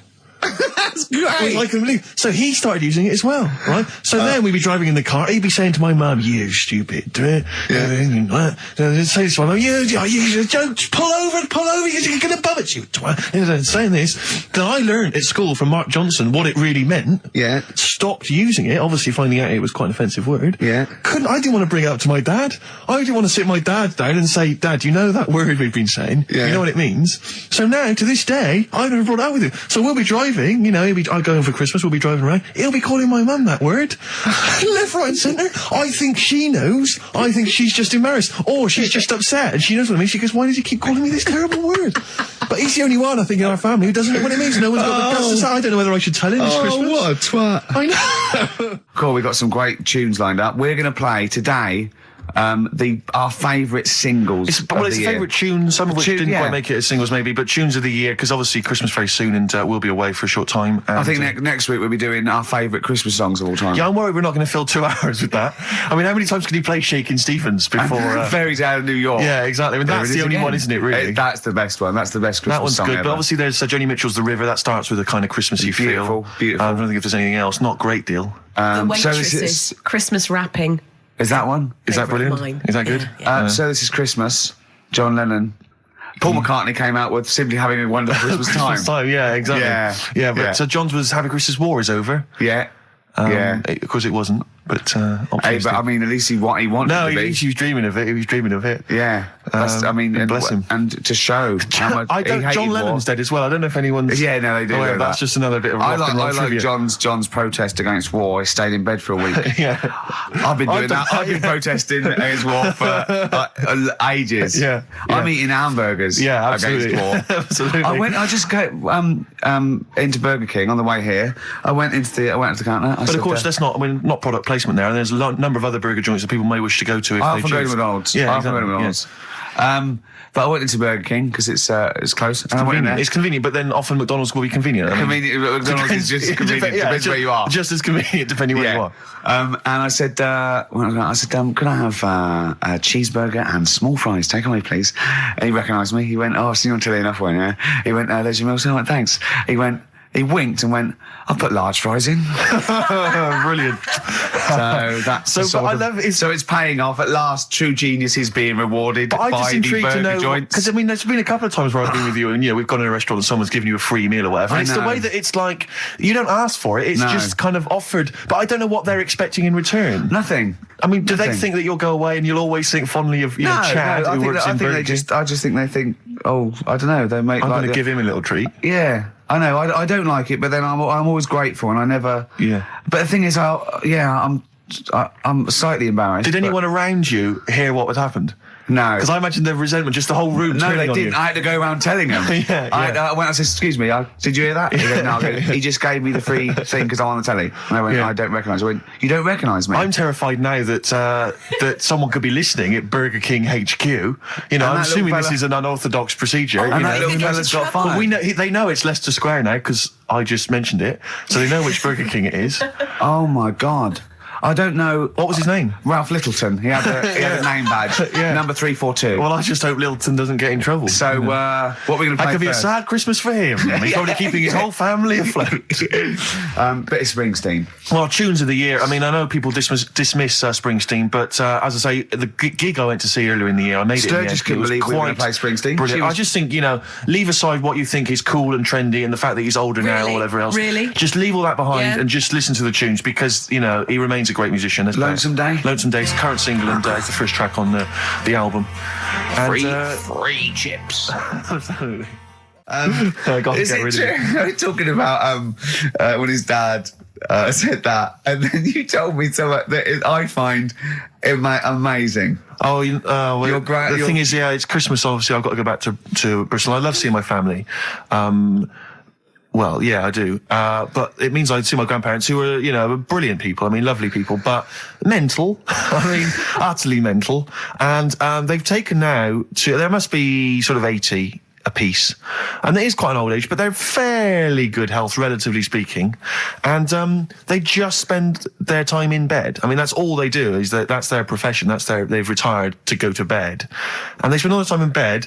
I tell you what they're like. They're like that old guy, they're like all that old family in Charlie and the Chocolate Factory. Oh, yeah. Remember, none of them had got up Yeah. for like 25 years. Yeah. And you said that they go to bed and they go to sleep, but then when they wake up, what they do is put an extra pillow so they're slightly more upright, and that's them in the day in bed. Right, so that's the active. daytime Yeah. thing. But they get up and cook and stuff. What do they? what they do is they've got about 6 teeth between them. I mean, my grandmother needs false teeth, but refuses to go and have the old ones extracted and the false teeth fitted. So she's working with about 3 or 4 teeth. Oh. My grandfather had false teeth given to him during the war. Wooden ones. Well, it was plastic teeth on a wooden pallet, right, that sits at the top of the mouth. He's still got the wooden pallet, but most of the teeth have come off. So there's about 4 teeth left, 4 false teeth. He's got a set of false teeth that make him look like he needs false teeth. I mean, that's pretty bizarre. So the problem is that they have to get up. They get up about 7 in the morning to put on, say, some beef or lamb, whichever they're going to cook. They put it on at 6 in the morning, 7 in the morning, so that by the time they eat it at 6 at night, they can use the phrase, this is what a good meal is for my grandparents, if they can use the phrase, oh, that's lovely, you could suck it away. You could suck it away. Who wants that from a roast dinner? You may as well blend it up and serve it as a broth. I don't want that phrase coming from old people without teeth. No, indeed. Because it must remind you of your rent boy days. Exactly. It brings it all flooding back. Oh, God. Flooding's the word. Exactly. Should we play a record before we get really disgusting about your grandparents and Yeah, blowjob? please, That is please. the worst thing We've we've said ever... the word blowjob far too many times today. And in the same sentence as you... I can't believe... Anyway. And it's Christmas. Yeah. Don't forget what Christmas is about. Come on, spare a thought for the underprivileged people. Yeah. Steve, is it Ben Queller? Do you want I to love a play bit of Ben Queller. I don't know, are you a fan? I love him. Yeah, well, this is a cracking tune. Okay. And, Yeah. And I think we'll enjoy that. Let's just, Slam dunk it. It's why don't we wicked. just stop and think about what we've done? I'll tell you, they do spend so much time in bed that they actually, I'm sure war will have to cease. And those are the Red Hot Chili Peppers, and they're still going strong. Oh, indeed, yes. That's one of my favourite tunes of the year. You like enjoyed that? Yes, absolutely. Yeah, These are all yeah. mutual. We love them all. We're not Absolutely, really, yeah, no, we're we're not not. annoying each other by putting in Not songs at the all. other one doesn't like. Not We're at like a all. team today, isn't it? I think that's the Christmas spirit. I don't know what it is. We've come together, we're sort of unified, yeah. Yeah. Yeah, in the absence of Karl. Yeah. Who often divides us, he often comes between us. Does he? Like, yeah, Does he well, I'll do tell you that? what, it's like a child. Like, it's like we're a married couple and he's sort of our autistic child or something, right, and sometimes it just puts a strain on the marriage, and we all 3 of us love each other, you know. Because he does love you guys. Yeah, exactly, but sometimes it's hard. I hear him talking about you in the office sometimes, I know. He looks up to you, aspires to you too. But it's times like this because Yeah. because of to be honest, the baby Jesus that we realise that there's beauty in everyone and it's all right. Yeah. And, yeah. Exactly. He's never had that before. No. Well, I have to say that I'm really getting into the Christmas spirit. When I was younger, I didn't really enjoy it. I was quite cynical. I was quite, You're rock and roll. joking. But now I'm sort of, I walk in a department store and if there's one of the old, chestnuts are roasting on an open fire, which that classic tune, or any I of thought those. you were one of those old boys that stand outside the British Museum. Right, yeah. No, right, you mean the tune, yeah. That one, or how does it go? Chestnuts roasting on an open fire. Chestnuts roasting what's it on? Yeah. Jack Frost nipping at your nose. But I couldn't get enough of them. I love it. I'm in the department store, it's frosty outside, it's warm in there. Have you ever roasted your chestnuts on an open fire? I have never done that. No, I have Imagine not done that.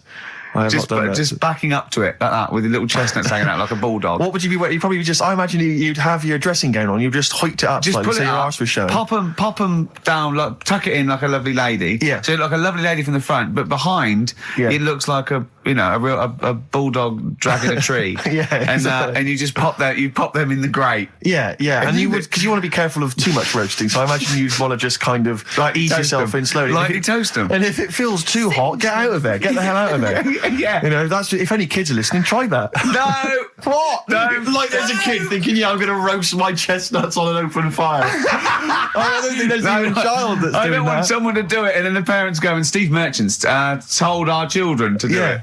We're probably we're probably in trouble now because of that. Where's the kid going to find an open fire like those? I mean, it has to be the sort that they use, those kind of barrels. It can't just be open fire at home. That doesn't count. That's just stupid. If you're going to do it properly. Dear. Oh, no. We're having such a nice time there. We've lowered the tone. I'll tell you what'll perk us all up, though. Richard Anderson has emailed us. Dickie Anderson. He's loving the show, is he? Well, I don't know if you've heard this, Carl. Carl? I've called you Carl. That's okay. That's okay. I'm Claire. Pleased to meet you. Is it the shaved head or the stupidity? Yeah. It was the k sound. Because didn't I call you Arthur or Jack or something last time? You called me. I can't remember. I don't know, but it was quite embarrassing. Claire, I'll be honest with you, Claire's quite an unmemorable name. Yeah, I know. But yeah, Dickie Anderson, he's a guy. I'll be honest with you, he's not a big fan of the show. But we're getting to winning round. He says, "Dear Ricky, the more disappointing your show becomes, the more I seem to look forward to it." Now I see your face plastered across London. Is your show some sort of curse put on me by an old gypsy woman I've annoyed? Good point, Dickie. But Dickers. but Randers, as I call him. Yeah. He can't listen now. I know what he's doing. Yeah. He's tucked him in. He's backing into the fire as we speak, and he wants to roast them until they spit. Oh dear. Thanks for listening, Anders. Thanks for Anders. And Merry Christmas to you and Happy New Year. And as you know, you've got a lot to look forward to because our first hour is always the best. That's exactly. So you're going to be loving it till 3, cockers. Oh dear. What should we play? Well, this is I every so often I get sent a CD by a friend of mine, Harry, who just sorts me out with tunes that I may have missed. That's such a good idea. It is a great idea, and this is one that I think it came out this year. It's a Teenage Fan Club, and they teamed up with Jad Fair, and I think it's a mixed bag, the album apparently. But this is one of the good tunes on it. New to you. I'm running out of steam now, Steve. A bit tired. Are you? So I've got 15 minutes to do, so we better think of something to say. Well, I genuinely was going to ask you, because obviously Christmas is approaching and I've not even started to think about Christmas gifts. I don't know how you're getting on, Claire. I never do. But, Claire, you're aware of what Ricky bought his family last year, aren't you? Oh, yeah. Do you know, I am, because he told me and I've completely forgotten. It's extraordinary. It is extraordinary. I mean, how much thought and planning went into it? Right, I was pressed for time. How many kids were there? How many people were there? This is it. I've got a big family, okay? Well, not big, but I mean, they've got lots of kids. So I'm sort of youngest in my siblings. And so they've got kids ranging from like 30 to babies. And there's about 15 of them. And you buy them all? Yeah, I'll try and get them. All. Nice. So what is it? Wait. So I got a lift down, and I thought, what can I get? I thought, I can't just give them the money. I'll stop you there straight away, if I may. What? You notice he's on the way down for Christmas Day. Oh, right. So he's on the. Oh, right. He's on the way down. This is when he starts. Boxing Day. So this is when he starts to think about buying them a gift. Yeah. On you go. So I was getting a lift, and Matt was giving a lift down. So just before we got there, I just ran across the road to the 7-Eleven, got 200 quid worth of scratch cards. Scratch cards. Bear in mind, I think you were describing the family then. I noticed some of them you described as babies. Well, yeah. So, children? Yeah. You're giving the children the gambling cards. But that's lovely. I give them 10 each, so they could have won thousands of pounds. A lot of them were disappointed when they won nothing, but I said, kids, that's the gamble. That's the risk you take when you receive a gift from me. But the great thing about getting Some of them won. Some of them were laughing. But the great thing about getting kids hooked on gambling as a Christmas gift is it's the gift that keeps on giving. Yes, it is. Yeah. And Throughout your adult life. It gives Yeah. and it takes. Exactly, So it's fair. yeah. I don't hand them to children. I hand them to the parents. Right, what they can chose to do them They can with them. distribute them as they wanted. Sure. So what are you going And, to do this year, Ricky? but how are you What's going to the top plan? that? Yeah. 300 quid worth of scratch cards. I've got a bit of money now. A bit of what? It's the most thoughtless, And The Office on pikey DVD. gift I've ever heard I of. think they might be getting The Office on DVD. Signed. So that's already sent it up in value. Oh dear. I know, that's pretty bad. So have you seriously considered it this year? No, I'm going to go shopping. I'm going to go shopping properly. Yeah. If you want any help, I am the Didn't queen you take a of small shopping. roulette wheel down there, weren't you? Genuinely, didn't you buy like a roulette wheel? No, I had it. That's down there from when I got it when I was about 10. Oh, right. And sometimes I'm the banker. I always win. Yeah, of course. But they've got to learn a lesson. The banker always wins. It's a valuable lesson when they lose money to me. You should just go down this year and just say, basically, I went to a casino. I put a £10 chip on for everyone. Exactly, yeah. Here's the winnings. You lost. You won. Yours came in. Yours was a donkey, love. Yeah. But Steve, what about you then? Because I mean, you don't like shopping, Well, do it's you? not that I don't like shopping, it's that I've got no ideas. You know, I'm running on empty with my parents. They don't appear, as far as I can make out, they don't appear to have any hobbies. No. I mean, I said to you before, my You don't grandparents... like wasting money. I'm not being funny, but you don't like wasting money either, do you? Well, I don't like wasting money, no. But I like to buy something practical for people. I like something which is going to last, something that's value for money. I don't like novelty gifts. Yeah. No, I mean, I think novelty gifts are wrong. I've mentioned to you that my grandparents spend all their time in bed. So there's only so many kind of, sort of bed socks you can buy, and ointment for, bed blisters and so on before, you run out of ideas. What about some of those novelty teeth? Because that would be, a nice jokey present, and they could probably come in useful for chewing the broccoli. Yeah, exactly. Oh, do you know what would be nice? One of those. No, I'll tell you when. No, Go on. those sort of travel pillows. So when you're travelling and your they head don't sort of travel falls down, anywhere. like But they travel from vertical No. to almost horizontal. they're sitting up in their bed. Get on one of them beds that come up. You're not made of money. What am I talking about? like Look, I Thora mean, Heard's bed. Thora Heard's bed. does her feet ever touch the ground now? Do you know what I mean, though? No, it's literally... She goes shopping in one of those little trolleys. She goes straight into her room. She's up the stair lift. She gets lowered into the bath. Yeah. It's Terrible. ludicrous. I'm just lazy. I mean, I tell you that, but I mean... Well, there's a whole idea. But if you're earning the kind of money that that Heard is on, Wow. with her songs With of her praise cream and cracker whatever under the else. sofa. Exactly. Money for She old was at the rope. Comedy Awards last year, wasn't she? Well, I'll give her an award. She's up the stairs like a greyhound. She can move then. Yeah. But so I've got no ideas. Absolutely no ideas. Okay. But any suggestions are welcome, Claire. What are you going to get your family? You've already Well, thought this I through. know I Will they be obviously listening? can't tell you because they will be listening. Right. But they're all outside at the moment because my family are coming to meet me after the show, and we're going to swap presents then because Okay. outside Are there any Office in Leicester DVDs? Square.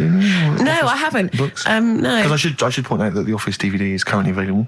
Good, I actually did go and buy. I actually went and bought it myself, You can also buy it and I am online. enjoying the scripts, by the way. Excellent. That's in. I love Do you the know fact what that I we're love? authors in the top 10. Yeah, we're in the top 10 bestseller list. No. But to be fair, we're at number 7 in the paperback non-fiction. Now I don't understand how that can be non-fiction. Yeah. Because it's the transcript from a made-up Yeah, television it's not a real show. documentary. Exactly, yeah. But we're beating these poor people. But we're officially best-selling authors, I think that's fantastic. which is excellent. Which is My very favourite good. bits. My favourite bits are the emails at the start. I like Well, I mean, them. a lot of people don't know what you're talking about, Claire, but of course, if they pop down to Waterstones or Books and Kettle, they can sort themselves out there. With a copy of it. Oh, dear. Nice. I like your style. Can we have some more music now? Let's yeah? have, what was it? So Streets, maybe? I mean, Streets. Streets is Oh, obviously one of the brilliant. albums of the year, and this Best is one album of the year. This is Week Becoming Heroes. I think the last single, and Dynamite it is too. Eric Sermon, and what's the tune called there? It's called React. Yeah, it's got React, from his yeah. debut. No, not his fourth solo album. Not bad, actually. not Yeah, bad, it's not good. bad. I'm enjoying the tunes, Steve. No, absolutely. I'm enjoying We've the been chat. I'm enjoying the tunes. Always been keeping it real. I'm enjoying the penultimate show before Christmas. Last message from Anders, I suspect, Anders. for the day. He says, I've just roasted my chestnuts over an open fire. It's a lot more enjoyable than listening to your show. He's Pretty snappy, he's Anders. Yeah, He keeps them coming, It's a shame that, that we sort of couldn't sort of maybe meet up with him and try and persuade him that, he should come over to our side rather than, Come over to the side. Exactly. Just be on Yeah, our come side. over to this side. I think we've got him though, because Do you think so? Yeah, apparently they did this survey in America. People who loved Howard Stern listened to an average of like an hour and a half a week, and people who hated him listened 2.5 hours a week. Yeah, exactly. So I think he's probably more faithful a listener Yes. than some of the people that quite like us. Exactly. Yeah. You know what I mean? He's got to listen. I'm the same with some people. I've got to listen to things that I just think are awful. I can't. It's compulsive viewing. So, I don't care if people listen to us because they hate us or like us. No, indeed, as long as they're listening. I was on the As long as they're spending money on the other advertisers. day. Yeah. Rick, my mother always used to say to me that you should write and thank your aunties and so on for their gifts. Yeah. And I feel like we should take a moment out just to thank all the people that have emailed or written into us during the year, because we're very lazy men and we never reply. Well, really. I never look. You never look at You emails. read them and I'll go anything for I me and you reply go. very occasionally if I You're think it's like my worth it. secretary when it comes. You protect me from like people who The insults and so on. Yeah. Are there any insults? Are there? Oh, there's plenty. There's plenty. Yeah, Right. yeah. Do you have to protect him, really? Oh, God, yeah. There's lots of Well, things I don't tell him. that's Lots a of shame, things I keep Not very nice. from him. It's not very nice. Yeah. I thought I was right. Well, he's just not as popular as he thinks he is. Oh. He thinks that when he's like dancing around and making funny faces and squawking and making noises and No, stuff he when we're hasn't done filming, it. he thinks He that everyone hasn't thinks done that's it in the enjoyable. Yeah. Some Of what people think I'm quite an annoying little prat, do they? That's not the word they use, but you're near enough Really? there. Yeah. Yeah, they didn't say Pratt, but you're on the right lines. Okay. For instance, we got an email here from Graham. He says, please stop the chat and let's hear some more great ads, as I'm still not sure what mobile phone I should get the wife for Christmas. Carl will be back next week for our kind of Christmas bonanza. I say that, we've got nothing planned. There's no reason why it should be a bonanza. That'd be nice, yeah. But we'll dear. play some Christmas tunes, and no doubt Carl will have some kind of festive game for us, maybe, or a festive, some festive trivia. So, yeah, we've had Oasis Streets, we've had U2, we've had some cracking tunes. Can we get away with playing Nelly? Hot in here? I Yeah. think it's a cracking tune. I really do. I just think, again, I'm not interested in what genre you think it fits into, or whether you think it's cool, or because kids like it, you're not supposed to like it. Let's- It's a good tune, Well, and I think we leave should it try. here. I'll We should try and stick stick it- it in. But before that, Rick, can I just Go play on. one track? We did play it Go on. much earlier in the What? year. What? It's from that album, Son of Evil Reindeer, by a band called The Reindeer Section, and this is a cracking little tune. I yeah. just think it's beautiful and nice to hear it. Oh, beautiful, marry it then. Oh, Nice, isn't it? Very yeah. Christmassy. It makes me beautiful. want to wish everyone a happy Christmas. Indeed. You know what Well, I mean? yeah, do it. No. No, okay. That's called Grand Parade from the album Son of Evil Reindeer by the Reindeer Section. It's a nice tune. It's one of my Thanks for favourites of the the year. tea, by the way, Not Steve. at all. It's No, very nice. that's my pleasure. It's my pleasure. Claire, just big highlights of the year for you as a final roundup. Sort of things Highlights have you of the enjoyed this year? year? I mean, musically maybe, or maybe stuff you've, Musically, I've enjoyed that band, The Music, Okay, and The Rapture. sure. And the Electric Six. Remember last time I sat in for Carl, we played Danger, High Voltage. Yeah. For one of the first That times. was the first time I'd heard it, you And, played and now that, yeah. we're playing it every hour. Yeah, because you're sort of a pioneer, aren't you, musically on XFM? You're one Well, of the people I who keeps it remember pretty raw the here, early pretty days of cutting edge. Idlewild. Ricky, do you remember the early days of Idlewild? I'll take All that those back years as ago? well. Teasing you about them playing the I Pinder know. and Wakefield stuff. That latest single I love, and Yeah. the video's great as well. Yeah. I'm a big fan of Idlewild I knew now. you'd No, like great, it. Come around in the brilliant. end. Yeah. Yeah. So yeah, it's been a good year. I haven't been out to many gigs, obviously, Sure. because I do the evening show. Yeah, But all yeah. the sessions which I'm doing the best of next week. Quick plug for the show next week. Yeah. Best of the sessions. So yeah, it's Low been a good year. points. Low points. What do? Low points. Do you know what mine are? What? Poverty and war and everything. Oh, I Yeah, always well, hate it. obviously, I yeah, always that. hate it. No, you didn't say Yeah, that. yeah. No, you were going to say. I was going to say. No, you were going to say the streets or something, and and you didn't care about Yeah. the people dying. So don't Yeah. try and do I'm it now. thinking Steve. specifically You're of- nasty. You like that. You like poverty. Oh, you like poverty and starvation. Play a record. That's player. Do you interesting. embarrass yourself? That's interesting. What a Near Christmas horrible- time. What a horrible. You hope kids go lame? Evil. That's terrible. That's a terrible thing. Nelly, hot in Cheeky here. little bit of Nelly there on Oh, we XFM snuck in Nelly. 104.9. We But, don't care. it's a great Springsteen and tune. Nelly. You It's a don't great get that tune. on XFM, do you? No. Usually. No, indeed. We don't live by the rules, Steve. Absolutely. As I was listening to you then talk, You got bored? No. It reminded me of an email that someone sent in saying that they listen online, Yeah. but because of however slow their computer is or whatever, it kind of stutters all the way through. You've got to point out that is the way I No, talk. but they said it only happens when you talk. And I think they've correctly identified that it's not the computer at fault. Well, that's why I You wasn't do worried sound about like doing this someone- boxing match, because I've definitely lost my looks and I already slur. Yes. So there was really no danger of any damage. No, exactly. Yeah, you do sound punch drunk constantly. Exactly, That's yeah. just part of your charm. Well, listen, that's been a lovely 2 hours for me. I've enjoyed it. I Yeah. hope the listeners have enjoyed it. I hope you've enjoyed it. I hope Sturgis has enjoyed it. I've enjoyed it, yeah. Well, I didn't really care if you enjoyed it. Don't butt in when I'm talking to Steve. You know, you won't You're here do to it press again. the buttons, Steve. Yeah. But we're going to play now a Christmas song for the lovely Christmas ladies. I don't say it's so much Christmassy, but it's one of the tunes I heard this Well, year that really try to tie it stuck into a out for me. festive thing, so- Well, you're a fool. You've embarrassed yourself. Yeah. You just showed up that there's no planning. This is I was given away on a free CD on the cover of a magazine. I just think it's brilliant. It's a Lamb Chop, who are an excellent band always, doing a cover of an obscure Rolling Stones tune And I'll called say what, a Backstreet bloody Girls. good meal as well. That's true enough. So we'll leave them with this. It's Backstreet Girl, Lamb Chop, and see you next week for our final Lamb festive chop. show. Yeah, thanks very much. Embarrassing. It's something embarrassing. Thank you. That was the Christmas song. Remember them dissing all over the place as usual? Absolutely. Dissing all his mum and everyone. Yeah, it's a little At bit Christmas. of cussing in there, which they Yeah. bleeped out, thankfully. Carl's in a bad mood already. He's been in about 3 minutes and he's in a bad mood, getting stressed. If you can't hack it, leave. What's the matter with you? No, I'm just saying. I was meant to enjoy last Saturday off and I didn't. Why not? Why is that our fault? Because you weren't here. Just because, I don't know, but... Are you not in the Christmas spirit? Why didn't you enjoy last Saturday? What did you do? I went all the way back up north again, right? Because it was Suzanne's dad's birthday, right? I was busy last week, didn't have time to get him a present or anything. Didn't have time to give him. So I got to Euston Station, bought a card for him, which was a Christmas card, so he wasn't happy because he was saying it's my birthday, and I said, well, I won't be seeing you again. So I've got a joint card, and then we went out. Did you get him a present? Well, no, because we went out on Saturday night for something to eat at this pub that he likes. It was a nice steak and onion rings, right? lovely. So he should have been Classy. happy anyway. Yeah. But What, you paid for it? no. But you should have been happy anyway. Suzanne paid for that because it is her dad, right, not mine. So I said, all right, what can I do? I said to her. So she said, just buy a few drinks or something.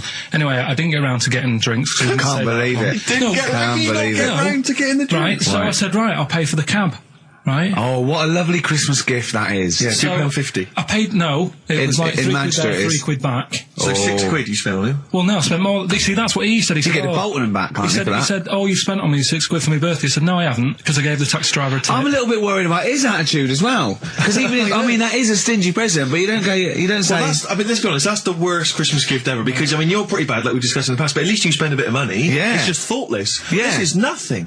I You know. haven't given him any time. I mean, I would... And I knew my demographic. They loved it, my yeah, family. yeah, the they couldn't scratch believe their luck. You know. Well, a tenner. You spent a tenner on him. Well, the cab fare was £6. But the thing is, I don't think he's saying that. I think it's the fact that this is like, you know, frittering away and over it's their life. kind of thoughtless, isn't He would it? have loved to, I'm sure he would have been appreciative of a lovely £10 gift that you cared about and bought. A book he probably likes, Fly Fishing, doesn't he, by J.R. Hartley. If you'd have bought that, he'd have gone, that's what I was looking for. Or what I was looking for, Carl. Bloody hell, Carl, you little bald twat. That's just what I wanted. So, alright, so just calm down. So what have you got planned for Christmas? Is this what, I mean, are you doing the same approach with Carl, Suzanne? excellent. You've paid me milk bill for this week. That were nice. I'm spent this year. So That's it. have you planned anything for Suzanne, or are you just... Yeah, gonna- I'm taking her out Christmas Day for something to eat. Well, does she know that? Was that? She's working today, so she, you know, so... Right, okay. So what Christmas gift have you got? That's it, I'm taking her out. What, you haven't got a present? No, because we spent a lot Don't this forget, year. that's half yours, though. You're not going to just be sitting there watching her eat, going, "Oh, I'm hungry, but I spent all." You're going to be eating as well. That's half yours. So she's got nothing to unwrap. He's like a cat who's been Wait a hit. minute, she's got nothing to unwrap. There's nothing. She's going to hand something over to you, because I've met the woman, she will. She'll hand something over, you'll open it, you'll love it. Right, I might get something today. You shouldn't take me to begrudgingly persuade me to do it. God. Yeah. Right. So... anyway. Yeah. Well, I'm going to try and stick in some Christmas songs. We're not playing all Christmas songs, but I brought in a couple. So this is Christmas, John Lennon, Yeah, The one or two River, other Joni bits. Mitchell, Yeah. Fairy Tale New York, one of the best Christmas songs ever. Oh, well, what about a bit of Pretenders? That's a good one, 2,000 Miles. Let's hear it. Pretenders, 2,000 Miles on XFM 104.9.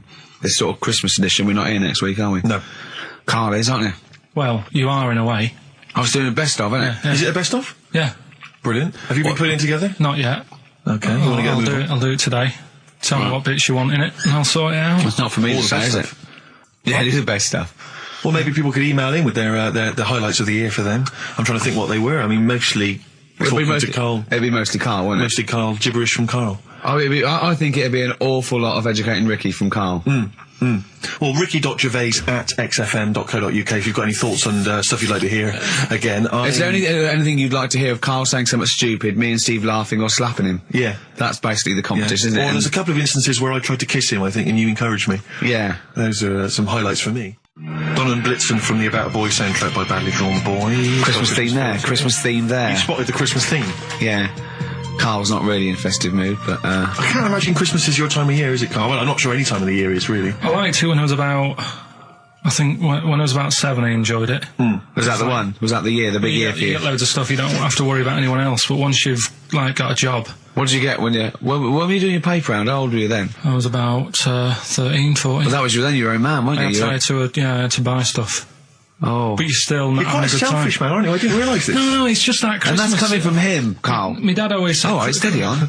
Dad said Christmas morning was for for me, so he used to stay in bed. So he never... That's brilliant. That's a great thing to say, isn't it? Yeah. Christmas morning's for you. Run wild. Do what you want. Just don't bother me. I'm going to Honolulu for 2 weeks. That's great. Dad, it's Christmas. Do I have to do anything? No. So my mum used to get up because she used to like to see my face light up, when I opened the presents. And then, to give fireworks. and then, then I'd have to go to my bedroom from about 6 o'clock onwards because, my mum and dad were into having big Christmas parties and I wasn't, old enough to go. Right. So they'd say, right, you've had your fun there, you go up to your bedroom, stay in there. Really? Yeah, I remember one year, I got a train set, that's what I wanted. Yeah. Right? It's brilliant. Playing with it all day. I thought, I don't mind about the party, I'm happy staying up here playing with this. Brother comes in, he's had a few, right? He's going, yeah, give us a go on your train. How old is he? He's a bit older than me, so he might have been let's see. Well, let him be 18. Probably about 18, 19, And how old something were like you? that. I had a train set, so, I don't know, about 14. something like that. Yeah. Right, so I'm playing on that, loving it and stuff. And then he comes in and goes, oh, give us a go. He turns the transformer up to 14. He went really fast for about 5 seconds, broke it, and then he went back downstairs. Wow. So Christmas, I hadn't even got to Sounds Christmas like Day. the Conservative government with British Rail. Satire, that is. Satire, Rick, I just thought that there's satire.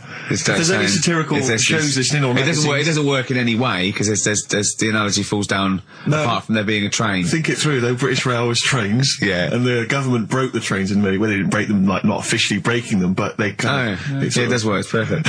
Oh, I'm very pleased with that. And I can't. And no one's asked him to be on the Have I Got News For You. It's weird, isn't it? 'Cause it's strange that when you've got a satirical mind that's as quick as that. Yeah.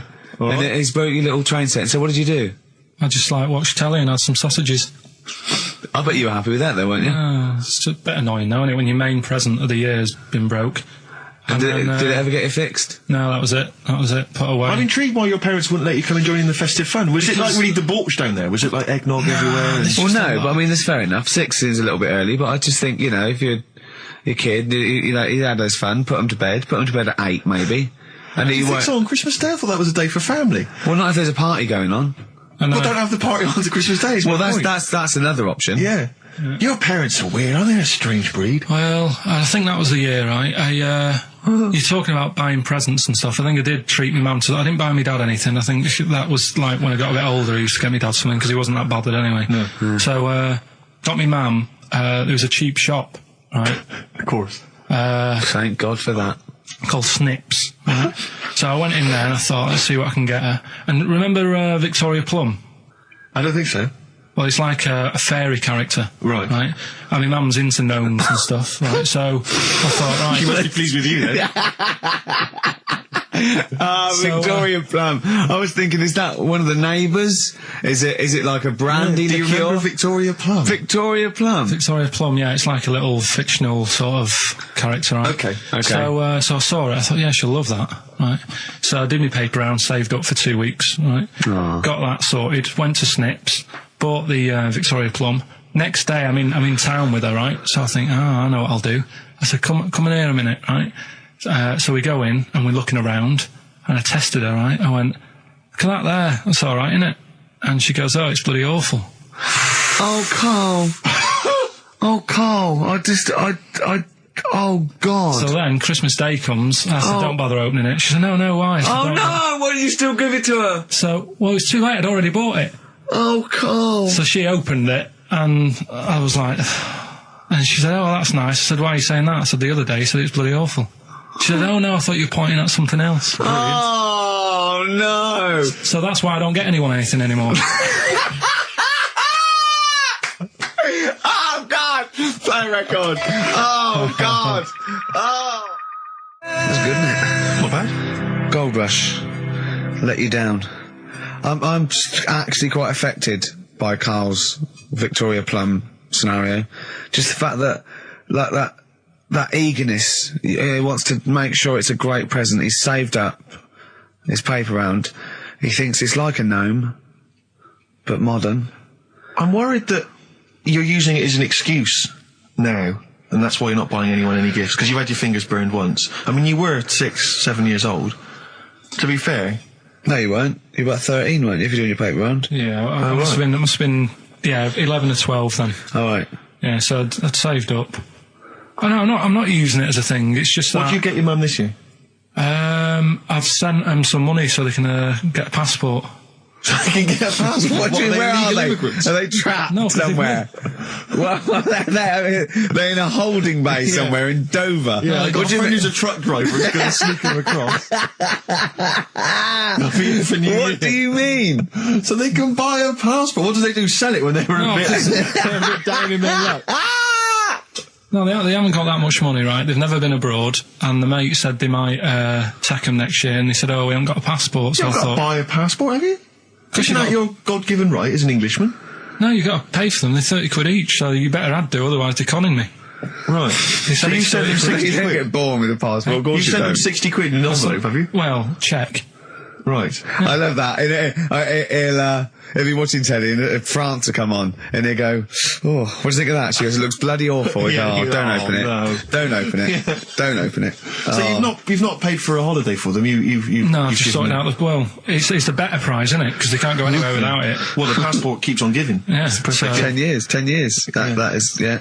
So, but no, I never used to. I mean, I can't think of other things. I used to get me dad once I started getting him stuff. It used to be a dressing gown, and then. But as an extra surprise, I used to put like a cigar in the pocket, so he'd think that was it. Yeah. Then he'd put it on and put his hand in the pocket. Right, and then he just hit you because he thought you'd nicked it.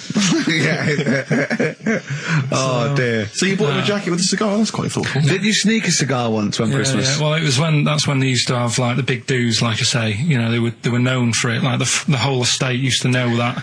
You know, we were having a party. Yeah. So, So they'd all come round. So they all come round and You know. just have food and drink and that. I cannot imagine how unpleasant that must have been. Awful. And you locked in your bedroom with a broken train set. Yeah, crying. And looking at Victoria Plum, whatever that was. In the bin. Oh, in the bin, yeah. And hear a mum saying, and he got me this. Got me Isn't this piece shit? of rubbish. You could hear him just throwing it against the wall and laughing. And all the neighbours laughing. And you'd come down, just be in pieces with loads of spit on it. Just loads of scratched gob out on the it. eyes. And all the Polaroids of them just like laughing at Yeah, him, pointing. stamping on it. All right. Well, that's brought it all flooding back. But no, I used to get up in the morning and then like they'd still sort of all be there asleep on the floor and on the sofa. And Oh, that's awful. Carl. That's terrible. Christmas is surely the one day a year which is a family thing. It's for the kids. They're the ones no, that that was Boxing Day. Well, I know. Oh, that's all right. It's not as exciting. It's over. Yeah. Back on the bike. Christmas is over. All right. Who's going to pay for this? What, me? Yes, Carl. You're doing 2 rounds today. Yeah, what's your paper round supporting the entire family? Yeah. No, so I used to get up and like go downstairs and they'd be asleep, so I'd be mooching about trying to find like another present that's still working. I love the idea that these people from the estate had like squashed his presents. So I found a cigar that had been sort of lit up and then put out. So I thought, I'll have a go at that. Yeah. I went outside and had a go, and that's the last time I smoked. Right. I tried it. I thought, I don't like that. I love the fact that he does everything once. Yeah. In his life, it's a line of, I've done everything once. I don't need to do it again. Oh, dear. You know, I've said in the past to you, Rick, that my grandparents, so I love them dearly, but it's like, for the last 30 years, they've been waiting to die. I know, It's yeah. like they just sort of, it's like, you know, the novelty wore off of life. Life in the 50s. Yeah, they got kind of bored of it. Life, in the 40s, it was brilliant. All sat around the old Joannas, the bombs Yeah. fell, singing. They loved that. The 50s, you know, that was great as well, because that was the post-war years. It was, you know, it was a bit tight in the pocket, but it was alright. Everyone pulled together. Then the 60s came along, all the crazy music, the funny hair. Let's stay in bed. Exactly. They basically stayed in bed. And it was one Christmas when my grandmother said to my dad, what do you like for Christmas? What do you fancy for Christmas? And this must have been, well, I don't know, 20 years ago. She said, what do you fancy for Christmas, Ron? And he went, well, you know, I could do with a nice big kind of warm winter overcoat. She said, don't worry about that. She said, don't worry about that, because your father will be dead soon. It's what you can have his. Meaning my granddad. Well, to be honest with you, my father's still waiting. Which is good news. Good news for my grandfather.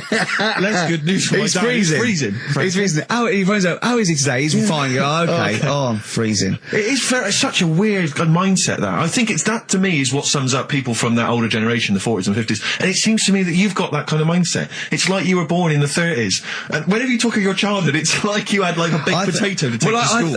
And a hoop and a stick as a Christmas gift. Teenage Fan Club from the XFM Christmas album, and that's Christmas Eve. Their guitar sounds are just brilliant. They're just always so nice. All right, Carl, would you like that? Would you like Teenage Fan Club? Yeah, they're good. Carl, I feel like you've never kind of enjoyed the wonder of Christmas. I can't ever get the sense, maybe except when you were very, very young, you know, that kind of bright-eyed, you know, thinking of Santa, you know, kind of landing on the roof and coming down the chimney and drinking the sherry or whatever. So I like the idea of it, right? Sure. The sort of, you know, I used to get a couple of annuals every year, you know. Yeah, so did I, yeah. And I was allowed to open one on Christmas Eve. Oh, that's brilliant. So they could throw it on the fire. I think it is Well, have a quick skim through, do the word search right. Yeah. I think that's to light a cigar off the cooker. Oh. Well, anyway, listen, a good friend of ours, Ross Noble, the comedian, brilliant, he gave me this picture, Carl, which he's got from a magazine. He loves you. He And I have thinks to say, I think this... I just looked at it then.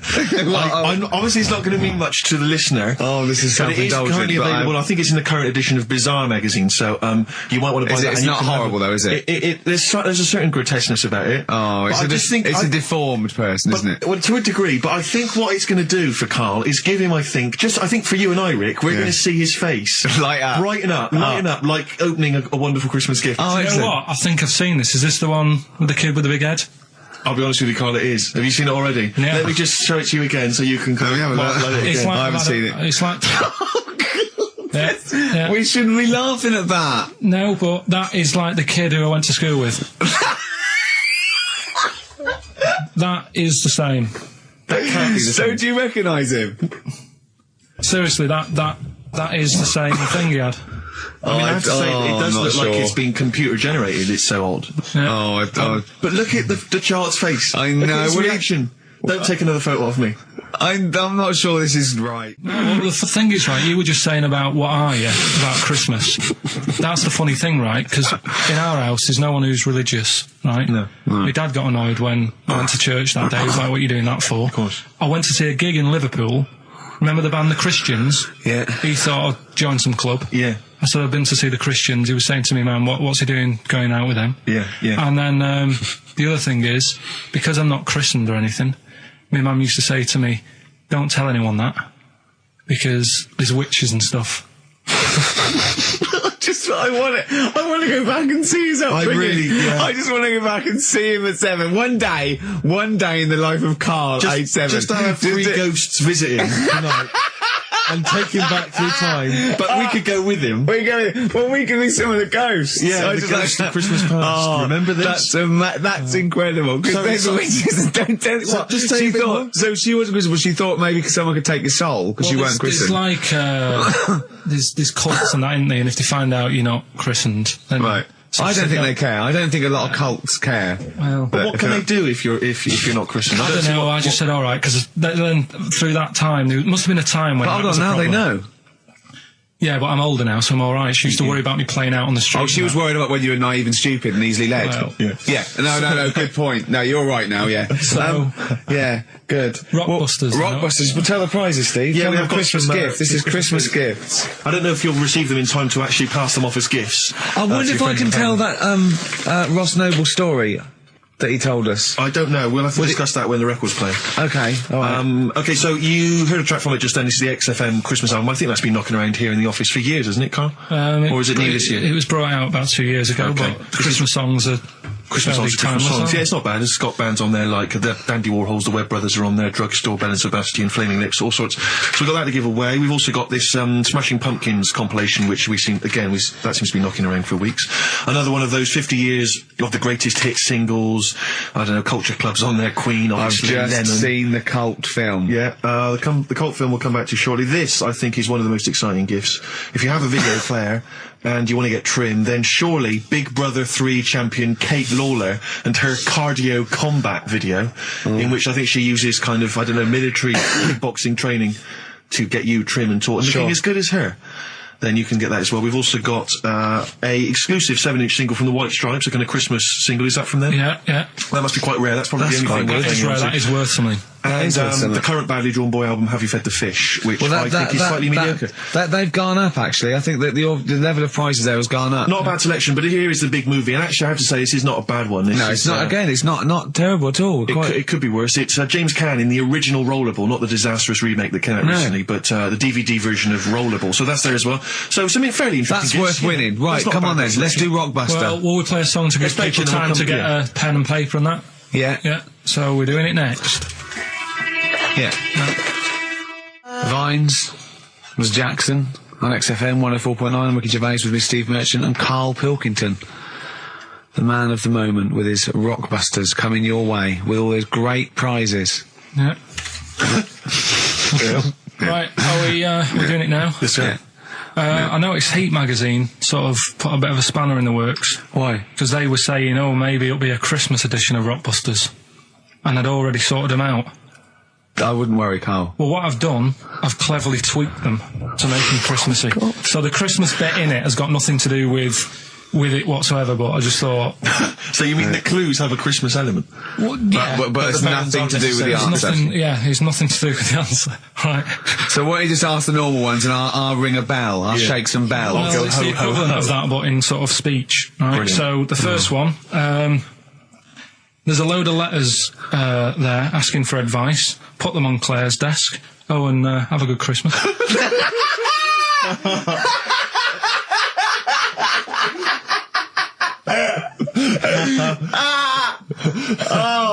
Give it to us again. Oh, God. Right, so there's a load of letters asking for advice. Put them on Claire's desk. And have a good Christmas. Right, but bear in mind, people, that the Christmas element may not be relevant to No, these that's got clues. nothing to do with it. I don't want to... Okay. And the initial letter is F, right? That's F. All right. Right, the second one. Ask your mum if you should, after you've wrapped the presents.